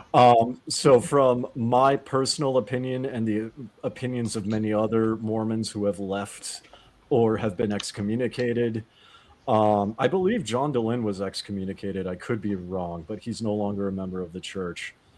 Yeah, we all believe that it's an attempt to silence him, because he's very vocal about CSA, child abuse, Oh, yeah. abuse in the church, Oh, and yeah. he's brought on lawyers, and he's brought on victims, and he's actually done deep dives on like Wow. Wade Christopherson and other like high-ranking people. Tim Ballard, he's talked about, right? Very high-ranking people, that have been covered up, and like how that could have happened and why they were allowed back in. Mm-hmm. So yeah, based on that, yeah, I do think that they're trying to silence him in a way. They are trying to go after him. Sure. Wow, that's really interesting. All right. Well, thank you so much for coming on there, Diamond Dave. We're going to take another call. Star Yeah, 6. go for it. Have a Thank good you. one. Thank you for coming on. Thank you. Anybody else would like to call in? Just star 6. You don't have to come on the StreamYard. We'd love to hear your thoughts. Yeah, I have a thought. You all were talking about the Mormons, and I actually had Mormons calling on me for several years. They were young boys, and they would introduce themselves as elder so-and-so. And I would tell them, you're not my elder, so I'm not calling you elder. And, they were super sweet, and I asked them what their beliefs were, and they asked me mine, and this has been not too long ago. And the first time that they came to visit me, I didn't have anything, basically, but a chair and a lamp table. And they asked me where was my Christmas tree. And I said, well, I don't have a Christmas tree. Yeah. And they're like, why? I said, because I was raised a Jehovah's Witness. Mm-hmm. And I said, our religions are a lot alike. I said, I'm not one now, but I used to be, and we were forbidden to celebrate Christmas. He said, well, we're too busy to celebrate Christmas. And we have a 7-foot Christmas tree. If you'd like to have it, it's got the lights on it and everything. And I was just absolutely tickled pink over the thought of having a beautiful Christmas tree. And because I'd never had anything like that before. And they say the same thing about Jehovah's Witnesses. Oh yeah, they're really nice people, just like the Mormons are. Mm-hmm. But other than that, I was going to say you were talking about the spiritual abuse. Yes. And there's an excellent book called The Subtle Power of Spiritual Abuse. Yeah, that's the one. And Dave Johnson is one of the people that wrote it. I can't think of the other person's name. But it's a great book. I honestly, when I read that book, I thought it was 2 Jehovah's Witness men that wrote that book. Yeah, no. Because they could have easily written that kind of a book. And it's excellent. And I've listened to it more than once. And I know, if you know Scott Walton, on Sundays. Yeah, Scott, sure. He's on this program Sunday. Mhm. Sunday. Yeah. Yeah. Yeah, we went to dinner with him. Yeah, we met him up in Massachusetts, Debbie. Yeah. Yeah, we went to dinner with him. Chinese restaurant that Victor took us to. But that book is excellent. I found out about it through Walton. But anyway, yep, it's very, very. People need to just start reading to really find out what is spiritual abuse. Because people who are in the Watchtower, they have no idea of what it is. First of all, and they don't even realize that they are being abused spiritually by this organization. Yeah. So we appreciate your comment on that. And there are even other religions that, not just like Jehovah's Witnesses, but so many religions lord it over their churches, and they make people fear everything. And I know as a Jehovah's Witness, I lived in fear all the time. And honestly, it was like everybody was watching everybody to see who they could turn into the elders about something. It was just I hated that. kind of I hated a cool thing, like I'm telling on you, and and that's what happens in other churches too. Oh yeah.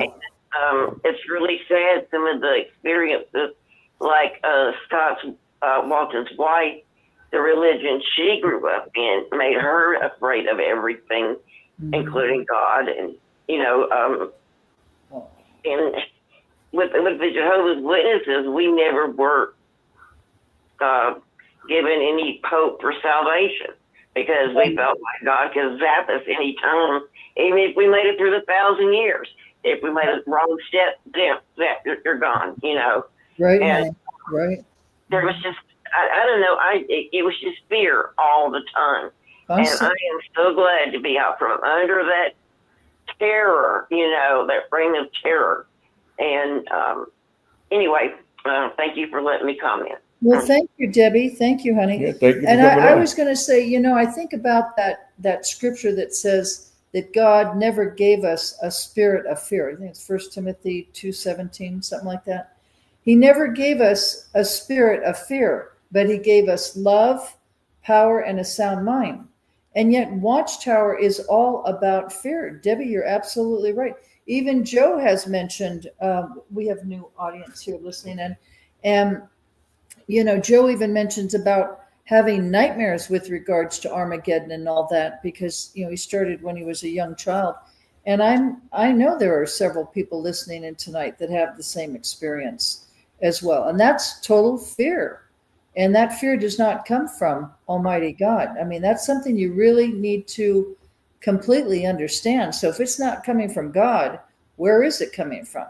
It's a satanic spirit. Also, you were talking about, what was it? One thing I was born in off, I think Joseph, he was too. Yes. So that's all I ever knew growing up my whole life. Right. And, like the other sister was saying, she's 71, or you're 71 and she's 70. Yes. And that she had never got married, had children, and all of that. Right. But something else that really, if it's beat into your head from the time you're born, is you're never gonna get old. That's right. That's right. That's right, Yeah. Debbie. You're gonna slowly grow back to perfection. You'll be like aging backwards. So now I'm 65, and I'm a grandmother and a great grandmother. Yeah. And I'm like, if I had actually listened to them in 1977, don't get married, don't have kids, and all that stuff, I wouldn't have a family at all. That's Because right. my parents are dead, and my brother was disfellowship, but that's a whole other story. But it's just that it to me, it's hard coming to terms with my own mortality, Yes. knowing I could, go at any time, and just being this age, I feel in my mind that I'm still 16. I remember everything from then. Right. And when we're young, we're looking forward to what's our life going to be like. Well, now all that's gone by, and I'm looking backwards and like, look where I've been, but I still missed out on so much. So I would have loved to have a career in medicine. That would have been my choice. Mm. And it just, I don't know. And I've studied it still off and on all my life. Just I got a lot of medical books and stuff from college when I did put myself through a 2-year college for a associate's degree. Good for you. It just, Good for you. it just when I was there, I bought a lot of medical books, that were out for students to buy. So I got a lot of medical books and studied that, and then herbal. I'm trying to think, natural medicine also, or blended medicine, where it's part medical and part, natural.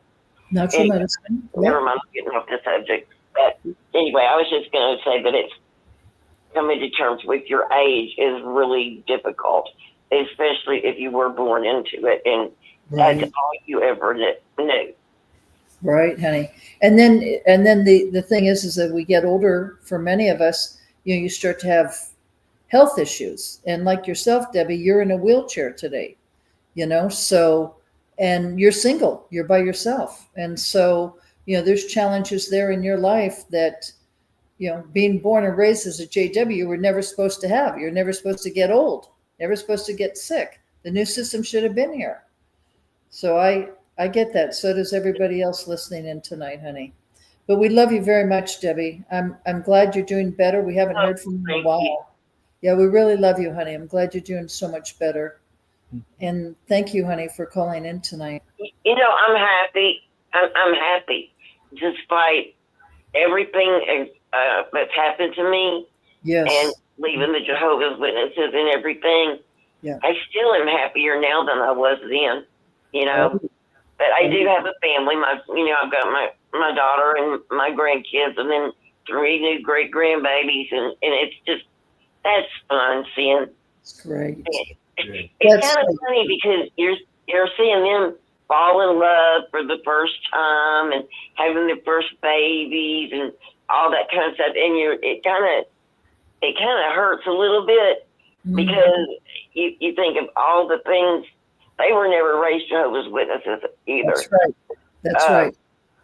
But it holidays. kind of hurts you a little bit in your heart because they don't have that over them, because my daughter did not raise her kids to be Jehovah's Witnesses by any stretch of the imagination. Right.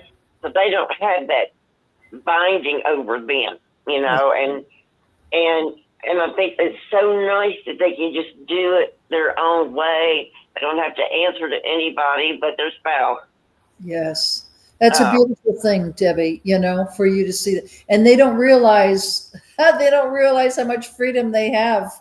It's like, oh, we can celebrate holidays, we can celebrate birthdays, and we can vote. Yeah, we can do a lot of things. They have absolutely no clue. We can go to school, we can go to college, they have absolutely no idea the restraints that you were under and the freedom that they have. It reminds me of, the military. We were all taught, don't be part of the military, don't vote. But, had it not been for men like my husband serving in Vietnam and all these other soldiers and veterans, we would not have any freedom today. Okay. That there's a very high price for the freedom that we have in this country today for people like my husband. And I will speak up about that. How many boys, Rich? Average age was 19 in Vietnam. How many died, Rich? We, in Vietnam, was 58,430, but that's deceiving. Those are the ones that came home in body bags. Mm-hmm. There were so many more that came home, and 2.2 veterans per day were committing suicide. A lot of guys get hit with Agent Orange, shrapnel, all kinds of stuff, and they were dead 7-8 years after they came back from Vietnam. Yeah. So the total is much higher. Yeah. So freedom, what I'm trying to say is freedom. There's a price to be paid for freedom. And people that Freedom is not free. It's not free, honey. It's not free. Somebody paid the price for it. Absolutely. And Debbie, what bothers me a lot about the Watchtower, in some of their publications, they have bragged about being the champions of freedom of speech and freedom of many things, which in reality, if it wouldn't have been for our military, our veterans, we wouldn't have those freedoms. Right. And that bothers me when the Watchtower tries to make them look like they championed freedom. Mm-hmm. Mm-hmm. Do you ever want to tell that story about that brother, Rich? Which one? That Barbara had, the one that went to prison for 2 years? Yeah. Why don't you tell that Barbara story Anderson tonight? had a guest on her program back about 6-7 months ago. And this brother stood up to the draft and he said he's not going to go. So the option was, there wasn't really an option for him. It was, you're going to go to prison for 2 years.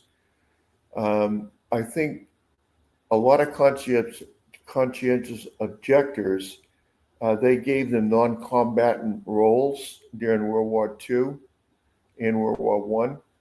But the Jehovah's Witnesses, because if they were just working as a cook in the mess hall, they wouldn't be shooting a rifle at another guy. Mm-hmm. They said, well, you're going to be blood guilty because you fed the soldier that shot the gun that killed the enemy. So Jehovah's Witnesses would not have anything to do with the military. Matter of fact, I was going to do a program on that our next time up, which is 2.5 weeks from now, 2 weeks from now, on military and the draft. And Oh, that'll be good, Rich. yeah. Matter of fact, I'm stealing a lot of the information or borrowing it from JW Analyzer. I would say this. Can you get back to the story though? I'm So sorry. he went to prison. He went to prison. He came out, Mhm. and you would think that he'd be treated almost like a hero when he came back to his congregation. Well, he had a felony now. He has a He felony had a on felony, his record. can't get a job, Right, or can't get a job unless you work for another JW. Right. But right. Can't work for a public servant in yeah, sitting county, sure. government job. Right. Can't vote. Yeah, Can't but do a lot of the things. congregation did not even treat him special. When he went away, I guess he was a ministerial servant.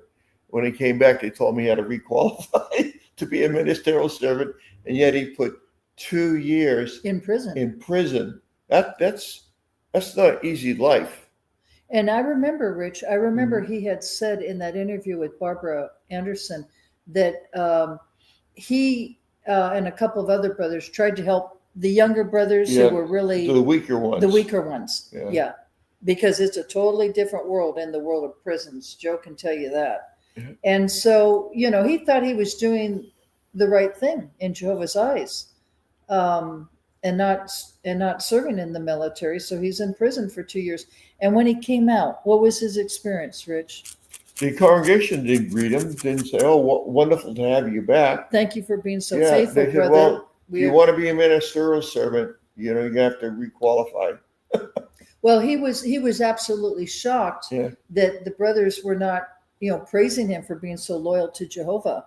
And it was like, what? Like it was no big deal. Like it was no big deal. Yeah. And he was so, I don't even know how to put that in words, Joe, with regards to that. He was like, that was a real eye-opening experience for him. And then he started to think, okay, I have a felony now on my records. I'm really quite limited in employment of what I can do to provide for myself and my, I believe he had a family. I'm not sure. Did So you want to here's say another. something? So, yeah, go ahead, Joe. No, go So ahead. that just shows another example of the Watchtower's policy. Yeah. And then they pull the rug from under you Mhm. when you do what they want you to do. Mhm. Yeah, that's important. Mm-hmm.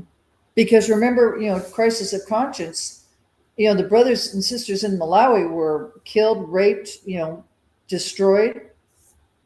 It was horrible. Their homes were burnt and everything else. But then for not taking that little military card, right? Yeah. But then the Party brothers card. in Mexico could do that, and they were fine. They were not killed or murdered or Yeah, raped. a little more on that. They were bribing the officials, Yeah. giving them money, and they get a card that said they had actually served in the military, which they hadn't. They stamped it. Of course, they paid the officials off In Mexico. in Mexico. Yeah, and they got away with it. Yeah. And the Jehovah's Witnesses, I mean, nobody was disfellowshipped for owning a party card. Right. And you find how we have that information is it's in the book Crisis of Conscience by Ray Franz. And when I read that, let me tell For me, you, that was the beginning. What's that, sister? that's For me, that was the beginning of questioning, because I sat there in those hard seats in the Kingdom Hall and heard all about Malawi. Yep. And Yep. then a brother told me about Mexico, and I said, that doesn't wash. No, it doesn't, Pixie. It really doesn't.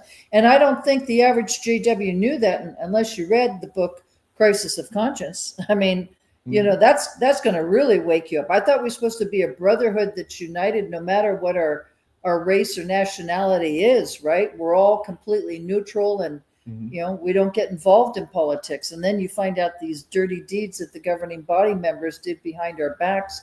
You're talking about people's lives. They were raped, they were murdered. It was just, why did this happen to the brothers and sisters in Malawi and not in Mexico? I mean, that is just atrocious. And yet this organization is supposed to be so godly and supposed to be so theocratic and have Jehovah's Holy Spirit on it.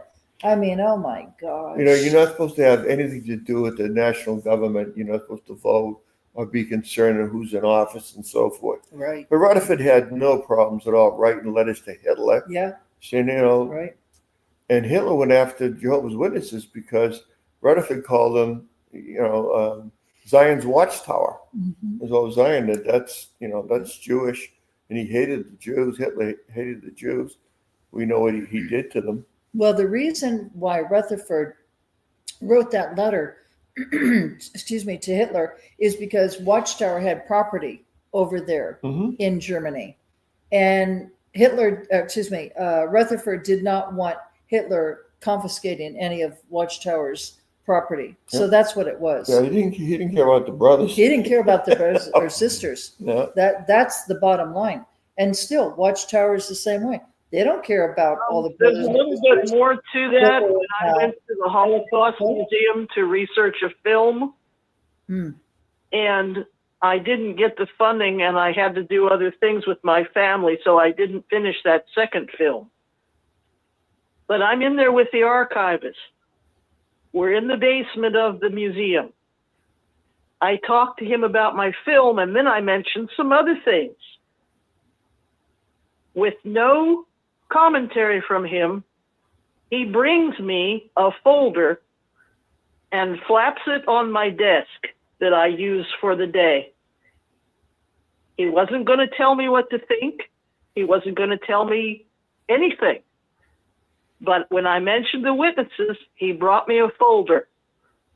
Now you're hearing this for the first time. Who's he? Folder. Who's he? You lost me already. The archivist.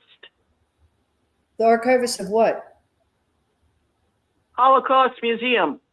Okay. Oh, Now- Holocaust Now Museum. we know what you're talking Okay, okay, all right. Because I was making a film, I was going to make a second film about some entertainers in that time. But on another topic, I mentioned to the archivist the witnesses, just, you know, in an offhand way. Yeah, It wasn't part of my project. right. So he brings me a folder. He puts it on my desk, and he leaves and lets me read it. In that folder, a brother named Carl at the German branch in that era sold out 250 of his own brothers and sisters to save his own skin when men in some very fancy uniforms showed up. So what exactly did he do? He had a list of who the brothers and sisters were and basically said, well, don't take the branch and don't take me. Here they are on this list. You know, that actually happened to the same parallel with the Jewish leaders. The Nazis came and said, I want to know who all the Jews are. And the Jews they didn't like at the synagogue were ended up in concentration camps.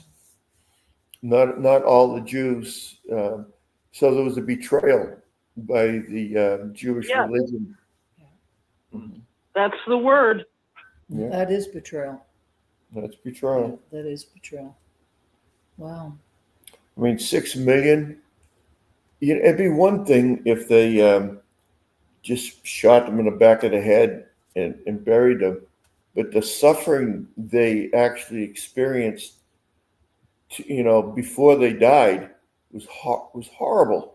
Well, some were very young and they were strong. They divided the mothers and children and The wives from the husbands. yeah. But there were ones that were really young and they were strong and they had, I mean, they were They worked down to them to skin death. and bones. They worked them to death, is Yeah. right.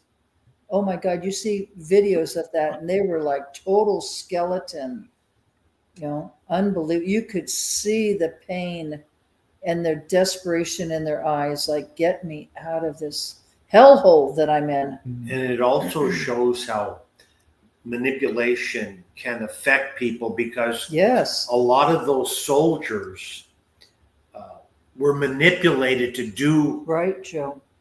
atrocious Right, things. right. And sometimes it's mind-boggling to think, why couldn't they? And I know there were some later on that tried to save people, but the manipulation, the exploitation to get these men to do something that a normal men and women were not made to hurt other people. And it's just such a sad thing. Yeah. And it shows how manipulation really works. Well, you can see it even inside the congregation of Jehovah's Witnesses. You know, everybody's snitching on everybody else. Mhm. I mean, you tell me, where is the love in the organization when everyone's snitching on everybody else? I mean, it's so evil. You know, and like the sister said, there's just so much, like Debbie said, there's so much fear. Oh my God, who wants to live like that when you really just don't have to? You have a choice. You have to make a choice in your life. Is this how you're going to live your life? I mean, it's no surprise that there's so much mental illness among Jehovah's Witnesses because of this. There's no surprise there's so much alcoholism. There's no surprise there's so many eating disorders going on with all this crap. You know, people, it's like a pressure cooker. It's like, how much pressure can you take? You're going to end up in the psych ward? I mean, we know that there are people that have gone to psychiatric units because they just can't handle this. And Watchtower could care less. They're laughing all the way to the bank. You don't mean anything to them. They're just using you as a pawn. The bank, that's what they're concerned about. The Putting money. bank. What they do is they don't get you coming in and you're making a whole lot of donations every Sunday. Mm. What they're looking for is for you to be locked into them and then you leave your house, if you happen to own a house, you leave your house to the Watchtower, not your it's kids. such a godly thing to Well, do. that's how the Catholic Church Right. did it too. Oh, yeah. You know, Oh, yeah. and so they get their money That's right. not coming in, but going out when you go out. When you leave- die, When you die, you leave the your house. inheritance. I mean, houses today, 300,000, 400,000. Those are, Not in California, honey. They're well, a I million know, on up. I know, Yeah. but here, out here, Yeah. a nice house is 400,000. Well, Michael Jackson gave him 40 million. Yeah. I mean, how much did they get from Prince? And you got Serena Williams. I mean, you know, I look at Watchtower like a bunch of vultures coming in for the kill of their Mhm. prey, you know. It's all about the money. If you don't see it that way, you know, you're crazy, because that's what it is. It's all about an organization. You know, I thought they were piss poor back in the day. They're worth $22 billion today. Mhm. And they'll be more than happy to keep taking your money as long as you keep giving it to them. Yeah, and look at all the lawsuits. Oh, they're crying. Yeah, all the lawsuits from all the pedophiles that are roaming around in the organization, that they will never give up their database. Why? Why wouldn't they give up a database of their pedophiles? Because it starts from the top all the way down. That's right. C.T. Russell was fooling around with a 15-year-old girl. Her name was Ball, her last name. And Rutherford was cheating on his wife. And it's documented, you know. I mean, Well, and there's that case right now with that lady. I'm not sure how old she is, but she has $100 million lawsuit against Watchtower in Brazil because the circuit overseer kept, you know, raping her. Mm-hmm. 100 million. I hope she gets every single penny of it. Mhm. Mm-hmm. These guys are scumbags. That's what I think of them. Well, it's a little after 8. We'll take one more call, and we'll thank everybody for coming in tonight. Yeah. Take one more call, *6. Hopefully it'll be someone who's never called in Yeah, before. we'd love that. We would absolutely love that. I'm a first-time caller. Oh, good. Thank you. Thank you. Please go ahead. Call myself Turtle Man. I like that. Turtle All Man. right. Hi, Turtle Man. Well, thanks for having me come on. I just wanted to say that I've been enjoying these meetings every week. Oh. I got to talk with Rick Fearon this week, which was a delight. Oh. And I just want to say that you're offering a great service to those out here that really do need to air things out and to discuss things so we can feel better about ourselves. Yes. I was in the Watchtower for 50 years. Oh, wow. Were you born in, honey? Were you born in or No. No? No, I came in when I was 25. I'm now Okay. 75. up in my 70s, so. Okay. You're our generation. Yeah. Wow. Can you just, can So you when give I us a sat in the Kingdom Hall and Yeah. got baptized in 1975, the brother that studied There you with go. me said, look around. There He you said, go. there's some in this Kingdom Hall that won't be here after this year. That's right. And sure enough, That's right. 75 came and went, and many left. That's right. I dedicated myself because I wanted to learn and serve Jehovah, Right. not an organization, and I still feel Right. that way today. Right. Anyway, so we finally woke up about 2 years ago, and Oh. just appreciate shows like this. Oh, thank you. honey. Thank you. So I have a few questions, if you don't mind, Turtle Man. I love your name, by the way. That's so cute. I was going to say, well, I'm 71. Rich is 77.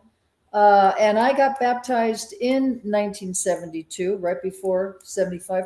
Rich, you got baptized like 73, right? 73. Yeah. Yeah. And Joe, you got baptized? 1983. He got baptized in 83.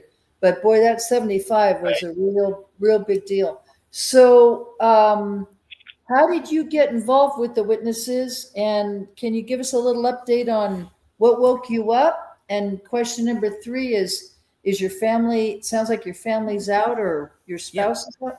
Could you share that, Turtle Man? I'd love to hear that. Okay, yeah, well, my official story takes about 2 hours, so this is not the time for that, because my story is so horrific. I had a circuit overseer call me once and say, how on earth are you even in the truth? I said, well, because I don't blame Jehovah. I blame the organization and the men around me. So anyway, I studied with a gentleman in 1974 and got baptized in 75, and he professed himself to be of the great crowd. He lived to be about 99, and at the end there, he was a partaker in the last 3 or 4 years of his life. Yeah. But so I kept pursuing what I was learning, and my wife, and we ended up having a child, and we just had an unfortunate set of circumstances that really set us back, and here we are the last 2 years having a fine discussion with my daughter and my wife, and we just say, you know what, this isn't the truth, and we just have to come to that realization. Right. So we woke up and looking to support that we need, and a great support is right here. And I watched the entire Still Alive in '75 with Rick, and which was absolutely phenomenal. And that was, I really made a decision then that you know what, we just need to walk away from this organization. But unfortunately, I'm still actually a PMO. I'm actually an elder in the congregation in good standing right now. Oh, wow. Well, Interesting. we're absolutely thrilled you came on. Oh, my And goodness. please yes. don't be a stranger. Wow. Your story might take 2 hours. Well, we can do a 2-hour program. I'm sure Rick will give me an extra half hour, 45 minutes. Or the other thing I was going to suggest is Rick has a Sunday show. It's every other Sunday. I don't think it's a Sunday. I get confused on that. Anyway, he'd love to have you on the show, because you know what, brother, your testimony is very empowering and it helps so many people. That's what we've said to Joe, and Joe said, "Oh, Connie, no, it doesn't." I said, "Yes, it does, Joe. Oh, yes, it does." And people need to hear your testimony because it gives them a lot of strength and to move forward. And so it was yourself and your wife and your daughter. Wow. What a wonderful, we're just well, first of all, we really love you, brother. And we thank you so much for coming on. And, we're here for you. We really are. Thank you so much for coming on. Absolutely, Turtle Man. Can you tell us what state you live in? Tell me what? What state? What state you live in? I'm near the Bethel complexes. I have a okay. I'll leave it alone. Yeah. Okay. Hello. I have a question for brother. Oh my goodness. Yes, brother. Okay, when you're done, I'll go. Don't let him go yet. What exactly was it that made you know that it was not the truth? Yeah. What finally woke me up? Yeah. In Yes, one exactly. word? Pedophilia. Pedophilia. Okay. Now, Good for him. I'll let you know real quick what got me out when I learned that their teaching was Jesus Christ was not our mediator. Yes. That's another good one. Excellent. Mm-hmm. And sadly, many of the friends don't even know that. Yes. And then they argue with you. If you tell them, they say, "Oh, it's changed now." No, it hasn't. It hasn't changed. Yeah. No, it hasn't changed. You're right about that, Larry. Mm-hmm. Yeah. Okay. Was there another sister that wanted to ask this brother Turtle Man a question? Hi. Go ahead, honey. Go ahead. Can you hear me? No, speak up a little louder, please. Okay, this is Apostle Babe Linda James, and I just wanted to tell this elder gentleman that I love Teamy and Timos. So you go for however long you got to do it, and you'll know the time. Yeah. Okay. Yeah. And when you finally learn my story, you can see why I'm hanging in where I'm hanging in there right now, because I've been wrong so bad that my family, the whole family's been wrong so bad that I do really actually want to settle a score with them. So we'll see what happens. Okay. I just wanted to give you encouragement that don't let nobody tell you when your timing is. Yeah. You'll know. Yeah. And it'll be the right time. Okay, I'll talk with you later. Bye-bye. Very good to meet you. Thank you, Linda. I was gonna say, brother, that we're sorry you got. I'll put it this way: that you've been burned by different people in the organization. But you know what? Rich has, I have, and so has Joe. You're not the only other. You're You're not not the alone. only one. You're not alone. That's why we You have are 6 not alone screens. with that. Rick put 6 screens together Mhm. because it's cathartic. You can talk It's about. healing. It's healing, huh, Rich? Pardon me? It's healing. It's very healing. Yeah. Like I said, it's cathartic. You feel you're not alone. I know for so many years when I was in the Watchtower, I was like, I can't figure this out. And you get to realize you're not alone, and there are a lot of people that feel the same way you do, and you'll get to talk to a bunch of former elders Oh, yeah. that that came out of the Watchtower, and Circuit overseers. circuit former overseers. District overseers. Yeah. Yeah, definitely. Ray Franz, he was a governing body member. He He came gave out. up everything, Rich. Yep. It was a crisis of his conscience. He said, I can't basically be serving an organization because I know it's so contrary to what, God's word says. But brother, I'd like to just really be sure that you know this, that we really truly do love you and your we love family. you. We Mhm. really do. We've never met you, but you are our brother. And we're certainly here for you. And boy, we're just thrilled to death that you came on tonight. Really, very wonderful. Thank you so much. Yeah, after talking to Rick this week, I told him I'd call in and officially introduce myself because I've been listening now for 2 years. Oh, Oh, that's wow. wonderful. That is, That's yeah. so wonderful. Well, honey. we're very flattered that you came on. Really. Yep. And people Well, are thank you. listening. And so it's Constance, Dick, and Joe, right? Yep. Definitely. And I want to, and I appreciate you guys very much. Oh, we appreciate Well, you, we love. appreciate you. We appreciate Takes a you, lot of love. courage Yes, for you it to call does. in. Yep. Yes, it does. So feel free to, Very good. And come in anytime, honey. all right, and I'll let you go because I'm looking forward to Rick's comments tonight. Okay, love. Thank you, All right, honey. thank you. Mhm. Take care. Well, I guess that'll pretty much wrap it up Wow, that's great. for tonight. That's very good. Yeah. Well, Rick wants to do his Yeah, in fact, I'll come on here for a second, Dick. I want to thank Joe for coming in. We talked this week, and really it was something else to hear he's actually an active witness still, and calling in and being on the program. That really is wonderful. But I want to go back just to the beginning when you guys opened up. Joe brought up something that got me really thinking, and you were talking about those sisters going out to the truck stop. Yeah. Now that really got my attention Yeah. because in the congregation I was in Florida, if you can believe this or not, they actually had a service meeting, not a service meeting, but a group meeting at the Kingdom Hall to go out at service at midnight. We call them the Midnight Witnesses, and they met at the Kingdom Hall.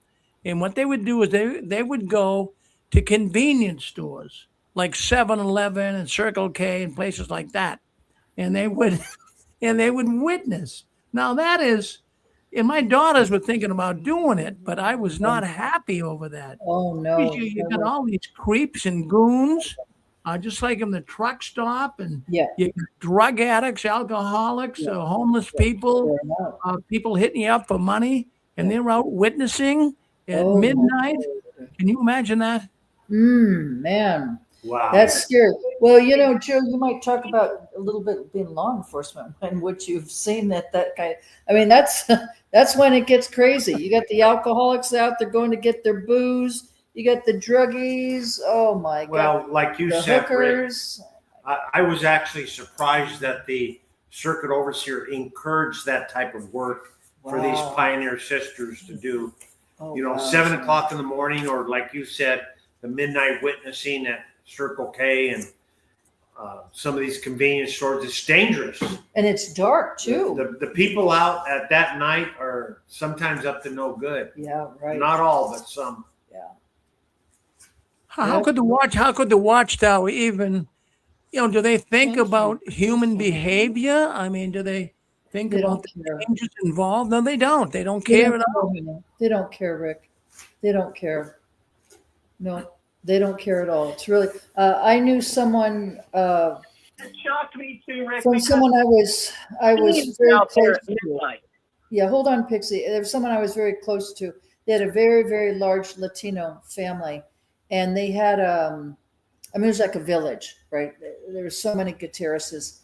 Anyway, and what ended up happening is one of their family members went to a convenience store, and there were some thugs there, and there was something about with his girlfriend. I guess he was trying to help the girlfriend. Anyway, and these thugs came in and they killed him. They sliced him up and they killed him. And it was, it was like 12 midnight, 11 o'clock at night, maybe 1 in the morning. Oh yeah, you're looking for trouble at that hour. And these sisters are just so naive, even if it's like 7 o'clock in the morning, depending on winter. It's dark. Women shouldn't be out. Even men shouldn't be out at that hour. It's very, very dangerous. But like we said, Watchtower doesn't care about the people. They really don't. So, Well, great show, guys. You got a lot of people coming in today. And like I always say, there's one thing that you guys do, and I'm here at the control panel up in Massachusetts. And the one thing that you do, you bring people in and they stay in. Oh, good. I bring up the retention rate. I bring that up a lot. But what you do is, and that's a very good sign. And you say, well, what is this a sign of, Rick? Well, it's a sign that you got a very enjoyable program. Oh, and since you got Joe on board with you too, I'm really noticing that things are going up. There's a lot of people out there that really love Joe. They love Joe, and they're coming in to see Joe and you guys as well. And what they like, the comments I'm getting at the 6 screens, what people really like about the 3 of you together is they're saying that you're very genuine, you're down to earth, you're certainly connecting with people that are just normal people. Yeah. You're not some highfalutin apostates trying to pull the wool over somebody's eyes. You're doing a good job. We appreciate it. Yeah. Well, we thank you, Rick. And thank you. For the audience to know, we're going to have a little segment next week and 2 weeks from now. And that'll be, ask an elder. And ask Joe. Good. And that'd be good, Joe. just say, put down your questions. Yeah. Joe was an elder for 13, 14 years. Yeah. And not just garden variety elder. He was in charge of circuit assemblies, district assemblies. Yeah. So he knows all the ins and outs. Of course, Watchtower has changed in the last decade so much that the way the elders were doing things 13 to 14 years ago may not be the way they're doing it now. But if you have any questions. Well, can I say, Joe, can you there's new people listening in. Could you just please tell people your background in the organization with, circuit overseer and district and all that? Sure. I was raised in the Watchtower, but got baptized in '83. Was a servant times 2, and what I mean by that, I was a ministerial servant for about 4 years, and then I quit because I was seeing some things that I didn't like, and then got encouraged to reach out again. And then I became an elder, and I was a circuit and district speaker. And then I was also the head of the platform department for the circuit and district conventions. He had a lot of responsibility. I don't think they know what that means being. Well, it's just a heavy responsibility that elders have. And usually the circuit and district speakers, they pick them from a group, and once you're in that, you're always part of that rotation. Yeah. Well, Joe, we're delighted to have you on the program, and it's helping the program a lot. Hey, we got to get to the news here. I do have a guest coming on in a while, so we got to cut off. And always good to hear from you guys. You're doing a good job. We really appreciate it. Yep. Thank you. All right. Good night, everybody. God bless. Thank you. We love you. Good night. Thank you. All right, everyone, stay on here with us. We've got JW World News coming up next. Now, that's the news the Watchtower doesn't want us talking about. But tonight we're going to be talking about it. I got Susan, my wife.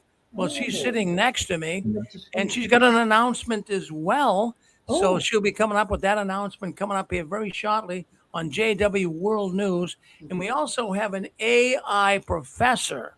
She's a former Jehovah's Witness. Her name is Quiana Bradshaw, and she's a doctor. She's got a doctorate degree, and she went to MIT in Boston. Ooh, nice. She's really, really sharp, and we talked to her this week, and she's looking so forward to coming on the six Aw. screens tonight. So she's That's going to great. tell us about Watchtower. Now, I want you to think about this. I want you to put something in your thinking cap. Now, I got thinking this week, with all the changes taking place in the Watchtower, and with the AI coming out in the last couple of years, did the Watchtower actually ask AI what they could do to change policies and change doctrine in order to get more people? I don't know. Don't take it to the bank and cash it. We got Quinia. She'll come on and explain this to us. Coming up next, right here on the Six Screens Telenetwork. Thank you all for coming in and wanting to be with us. So stay on this channel. Don't go anywhere. And we will be having that coming up here very shortly. Thank you for being with us tonight and sharing some time with Dick, Constance, and Joe right here where ex-Jehovah's Witnesses come to talk, and they do it every Saturday night and every other Sunday. Thank you.